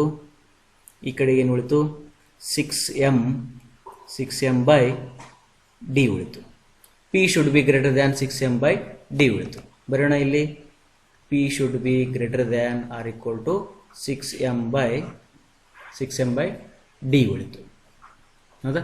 ಈಗ ಈ M ಅಂದರೆ ಏನು, ಫಾರ್ ಎಕ್ಸಾಂಪಲ್ ಇದೊಂದು ನಿಮ್ಮ ಕಾಲಮ್ ಇತ್ತು ಅಂತ ತಿಳ್ಕೊಳ್ಳಿ, ಇಲ್ಲಿ ಫೋರ್ಸ್ ಬಿದ್ದಿತ್ತು ಅಂದ್ರೆ, ಇದು E ಇತ್ತು ಅಂತಂದ್ರೆ, M ಅಂದ್ರೆ ಏನಂದ್ರೆ, this force into perpendicular distance PE is your M ಆಗ್ತದೆ. ಹಂಗಾರೆ ನಾ ಇಲ್ಲಿ ಏನು ಬರ್ತೀನಿ, P should be greater than 6PE/D ಆಗ್ತದೆ. ಅವಾಗ ಏನಾಗ್ತದೆ, P ಕ್ಯಾನ್ಸಲ್ ಆಗಿ 1 should be greater than 6E/D ಆಗ್ತದ. ಹಂಗೆ ಏನಾಗ್ತದೆ, D ಆ ಕಡೆ ತಗೋ, E ಈ ಕಡೆ ತಗೊಂಡ್ರೆ, ಅಲ್ಲ E ಇಲ್ಲೇ ಇರಲಿ, ಅವಾಗ ಏನಾಗ್ತದ, D/6 should be greater than E ಆಗ್ತದೆ. ಅರ್ಥಾಯ್ತಾ? ಇದು ಡಿ ಒಳಗೆ ಬಂತು. ಅಂದರೆ ಇದರಲ್ಲಿ ಫಾರ್ಮುಲಾದೊಳಗಡೆ ನಾ ಏನು ಮಾಡಿದೆ, ಬಿ ಡಿ ಕ್ಯೂಬ್ ಬೈ 12 ಮಾಡ್ಕೊಂಡು, ಅಕಸ್ಮಾತ್ ಇದನ್ನ ಡಿ ಬಿ ಕ್ಯೂಬ್ ಬೈ 12 ಏನಾದರೂ ಮಾಡಿ ಅದರ್ ಡೈರೆಕ್ಷನ್ ಒಳಗೆ ಏನಾದ್ರು ತೊಗೊಂಡಿದ್ರೆ ಅವಾಗ ಏನಾಗ್ತಿತ್ತು, ಇದು ಇ ಶುಡ್ ಅಥವಾ B by 6 should be greater than E ಆಗಬೇಕಿತ್ತು. ಅಂದ್ರೆ ಇವು ಎರಡು ಕಂಡೀಷನ್ಸ್ ಬರ್ತದೆ. ಅಂದ್ರೆ ನಿಮ್ಮದು ಒಂದು ರೆಕ್ಟ್ಯಾಂಗ್ಯುಲರ್ ಕ್ರಾಸ್ ಸೆಕ್ಷನ್ ಇತ್ತಂದ್ರೆ ಇದು ಬಿ ಅಂತಿತ್ತಂದ್ರೆ ಇದು ಡಿ ಅಂತಿತ್ತು ಅಂತಂದ್ರೆ ನೀವೇನಾದ್ರೂ ಎಕ್ಸೆಂಟ್ರಿಸಿಕ್ ಮಾಡಬೇಕಿತ್ತು ಅಂತ ನಿಮ್ಗೆ ಆಸೆ ಇತ್ತು ಅಂತಂದ್ರೆ ಈ ಡಿ ಒಳಗಡೆ ಇದು ಈ ಕಡೆಯಿಂದ ಈ ಕಡೆಗೆ ಡಿ ಬೈ 6 ಜಾಗ ದಾಟಿ ಹೋಗ್ಬಾರ್ದು. ಡಿ ಬೈ 6 ಜಾಗ ಇಲ್ಲಿ ತನಕ ಆಗ್ತದೆ. ಇದಕ್ಕಿಂತ ದಾಟಿ ನೀವೇನಾದ್ರೂ ಇಲ್ಲಿ ಫೋರ್ಸ್ ಹಾಕಿದ್ರೆ ಇದ್ರೊಳಗಡೆ ಟೆನ್ಷನ್ ಕ್ರಿಯೇಟ್ ಆಗೋ ಚಾನ್ಸಸ್ ಅದ. ಸಾರಿ, ಈ ಡೈರೆಕ್ಷನ್ ಒಳಗೆ ಆಗ್ತೀನಿ ರೀ ಸರ್ ಅಂದ್ರೆ ಈ ಡೈರೆಕ್ಷನ್ ಒಳಗಡೆ ಬಿ ಬೈ 6 ಇಲ್ಲಿ ಬರ್ತದೆ. ಬಿ ಬೈ 6 ದಾಟಿ ನೀವೇನಾದ್ರೂ ಇಲ್ಲಿ ಲೋಡ್ ಏನಾರು ಹಾಕಕ್ಕೆ ಶುರು ಮಾಡಿದ್ರೆ ಟೆನ್ಷನ್ ಕ್ರಿಯೇಟ್ ಆಗ್ತದೆ. ಅಂದ್ರೆ ನಿಮ್ಮ ಲೋಡ್ ಎಲ್ಲಿರಬೇಕು, ಸೆಂಟ್ರಲಿಂದ ಡಿ ಬೈ 6 ಅಥವಾ ಬಿ ಬೈ 6 ಒಳಗಡೆನೆ ನಿಮ್ಮದು ಲೋಡ್ ಇರಬೇಕು. ಹಾಗಾದ್ರೆ ಸೆಂಟ್ರಲಿಂದ ಈ ಕಡೆಗೆ ಡಿ ಬೈ 6, ಸೆಂಟ್ರಲಿಂದ ಈ ಕಡೆ ಡಿ ಬೈ 6 ಅವಾಗ ಏನಾಯ್ತು, ಇಷ್ಟದ್ರೊಳಗೆ ನೀವು ಎಲ್ಲಾರ ಲೋಡ್ ಹಾಕೋಬಹುದು. ಅಥವಾ ಈ ಕಡೆಗೆ ಬಿ ಬೈ 6, ಈ ಕಡೆ ಬಿ ಬೈ 6 ಅಂದ್ರೆ ಇಷ್ಟರೊಳಗೆ ನೀವು ಎಲ್ಲಾರ ಲೋಡ್ ಹಾಕೋಬಹುದು. ಅದನ್ನ ಏನಾದರೂ ಕಂಟಿನ್ಯೂ ಮಾಡಿದ್ರೆ ನನಗೊಂದು ಪಾಯಿಂಟ್ ಸಿಗ್ತೈತಿ. ಅಂದ್ರೆ ನಿಮ್ಮ ಪಾಯಿಂಟ್ ಲೋಡ್ ಏನೈತಲ್ಲ ಈ ಟೋಟಲ್ ಏರಿಯಾದೊಳಗಡೆ ಎಲ್ಲರ ಹಾಕ್ಕೊಳ್ರಿ, ಕಾಲಮ್ ಒಳಗಡೆ ಟೆನ್ಷನ್ ಕ್ರಿಯೇಟ್ ಆಗಂಗಿಲ್ಲ. ಅಕಸ್ಮಾತ್ ಆಗಿ ನೀವು ಇದ್ರನ್ನ ಬಿಟ್ಟು ಹೊರಗಡೆ ಎಲ್ಲರ ಲೋಡ್ ಹಾಕಕ್ಕೆ ಶುರು ಮಾಡಿದ್ರೆ ಟೆನ್ಷನ್ ಕ್ರಿಯೇಟ್ ಆಗಕ್ಕೆ ಸಾಧ್ಯ ಆಗ್ತದೆ. ಹಾಗಾಗಿ ಈ ಪೋರ್ಷನ್ ಏನು ಹ್ಯಾಚ್ಡ್ ಪೋರ್ಷನ್ ಐತಲ್ಲ ಇದಕ್ಕೇನಂತಾರ ಕೆರ್ನ್ ಅಂತಾರೆ. ಕೆರ್ನ್ ಆಫ್ ದ ಸೆಕ್ಷನ್ ಅಂತಾರೆ. ಅಂದ್ರೆ point load, if you are allowing eccentricity, then that point load should be within the kern of the section. ಇದಕ್ಕೆ ಇನ್ನೊಂದು ಏನಂತಾರೆ ಅಂದ್ರೆ 1/3 ರೂಲ್ ಅಂತಾನೆ ಕರೀತಾರೆ. 1/3 ರೂಲ್ ಅಂತಾನೆ ಕರೀತಾರೆ. 1/3 ರೂಲ್ ಅಂದ್ರೆ ಏನ್ರಿ ಅಂತಂದ್ರೆ ಟೋಟಲ್ ನೋಡು, ಇದು ಬಿ ಬೈ 6, ಇದು ಡಿ ಬೈ 6, ಇದು ಡಿ ಬೈ 6 ಅಂದ್ರೆ ಈ ಟೋಟಲ್ ಡಿಸ್ಟೆನ್ಸ್ ಎಷ್ಟಾಯ್ತು, ಇದು ಡಿ ಬೈ 3 ಆಯ್ತು. ಇದು ಈ ಕಡೆಗೆ ಡಿ ಬೈ 3 ಉಳಿತು, ಈ ಕಡೆಗೆ ಡಿ ಬೈ 3 ಉಳಿತು. ಅಂದ್ರೆ 1/3 ಆಯ್ತಲ್ಲ, ಇದು 1/3. ಅದಕ್ಕೆ 1/3 ರೂಲ್ ಅಂತಾನೆ ಕರೀತಾರೆ. Within 1/3 of the middle, within one third middle third ಅಂತ ಹೇಳ್ತಾರೆ. ಅದಕ್ಕೆ 1/3 ರೂಲ್ ಅಂತಾರೆ, ಅದಕ್ಕೆ ಮಿಡಲ್ ಥರ್ಡ್ ಅಂತಾರೆ. ಅಂದ್ರೆ ಇದು ಮಿಡಲ್, ಇದು 1/3, ಇದು 1/3, ಇದು 1/3. ಬಟ್ ಇದಕ್ಕೆ ಏನಂತಾರೆ ಮಿಡಲ್ ಥರ್ಡ್ ರೂಲ್ ಅಂತಾರೆ. ಏನಂತಾರೆ ಅದಕ್ಕೆ 1/3 ರೂಲ್ ಅಲ್ಲ, ಮಿಡಲ್ ಥರ್ಡ್ ರೂಲ್ ಅಂತಾರೆ. ಮಿಡಲ್ ಥರ್ಡ್ ರೂಲ್ ಅಂದ್ರೆ ನೀವು ನಿಮ್ಮ ಪಾಯಿಂಟ್ ಲೋಡನ್ನು ಮಿಡಲ್ ಹಾಕ್ಕೊಂಡ್ರೆ ಇದಾಗ್ತದ. ಇದು ಓನ್ಲಿ ರೆಕ್ಟ್ಯಾಂಗ್ಯುಲರ್ ಸೆಕ್ಷನ್ಗೆ. ಮತ್ತೆ ಇದೇ ಸೇಮ ನೀವು ಇದ್ರೊಳಗೆ ಬರಂಗಿಲ್ಲ, ಏನದು ಸರ್ಕ್ಯುಲರ್ ಸೆಕ್ಷನ್ಗೆ ಬರಂಗಿಲ್ಲ. ಸರ್ಕ್ಯುಲರ್ ಸೆಕ್ಷನ್ಗೂ ಮತ್ತೆ ಡಿ ಬೈ 6 ಅನ್ನಕ್ಕೆ ಬರಂಗಿಲ್ಲ. ಅದಕ್ಕೆ ನೀವೇ ಇದನ್ನ ವರ್ಕೌಟ್ ಮಾಡ್ರಿ. ಸೇಮ್ ಇದು ಡಿರೈವೇಷನ್ ಇತ್ತಲ್ಲ, ಈ derivation B D cube by 12 ತೊಗೊಳೋ ಜಾಗದೊಳಗೆ ಪೈ ಡಿ ಪವರ್ 4/64 ತಗೊಳ್ರಿ. ಏರಿಯಾ ಅಂತಂದ್ರೆ ಪೈ ಡಿ ಸ್ಕ್ವೇರ್ ಬೈ 4 ತಗೊಳ್ರಿ. ತೊಗೊಂಡು ಸಿಂಪ್ಲಿಫೈ ಮಾಡಿ you get the answer for, ಈ ಸರ್ಕ್ಯುಲರ್ ಸೆಕ್ಷನ್ ಇತ್ತು ಅಂತಂದ್ರೆ ಕೆರ್ನದ ಡಯಾಮೀಟರ್ ಎಷ್ಟೈತಿ ಅಂತೇಳಿ ಕಂಡುಹಿಡ್ಕೊಳ್ರಿ. This is a homework for you. Must and should ಮಾಡಲೇಬೇಕು, ಮತ್ತು ಕೇಳೇ ಬಿಡ್ತಾರೆ ಎಕ್ಸಾಮ್. ಹೌದಾ? What is the diameter of the kern in circular section ಕಂಡುಹಿಡ್ಕೊಳ್ರಿ. Then what is the diameter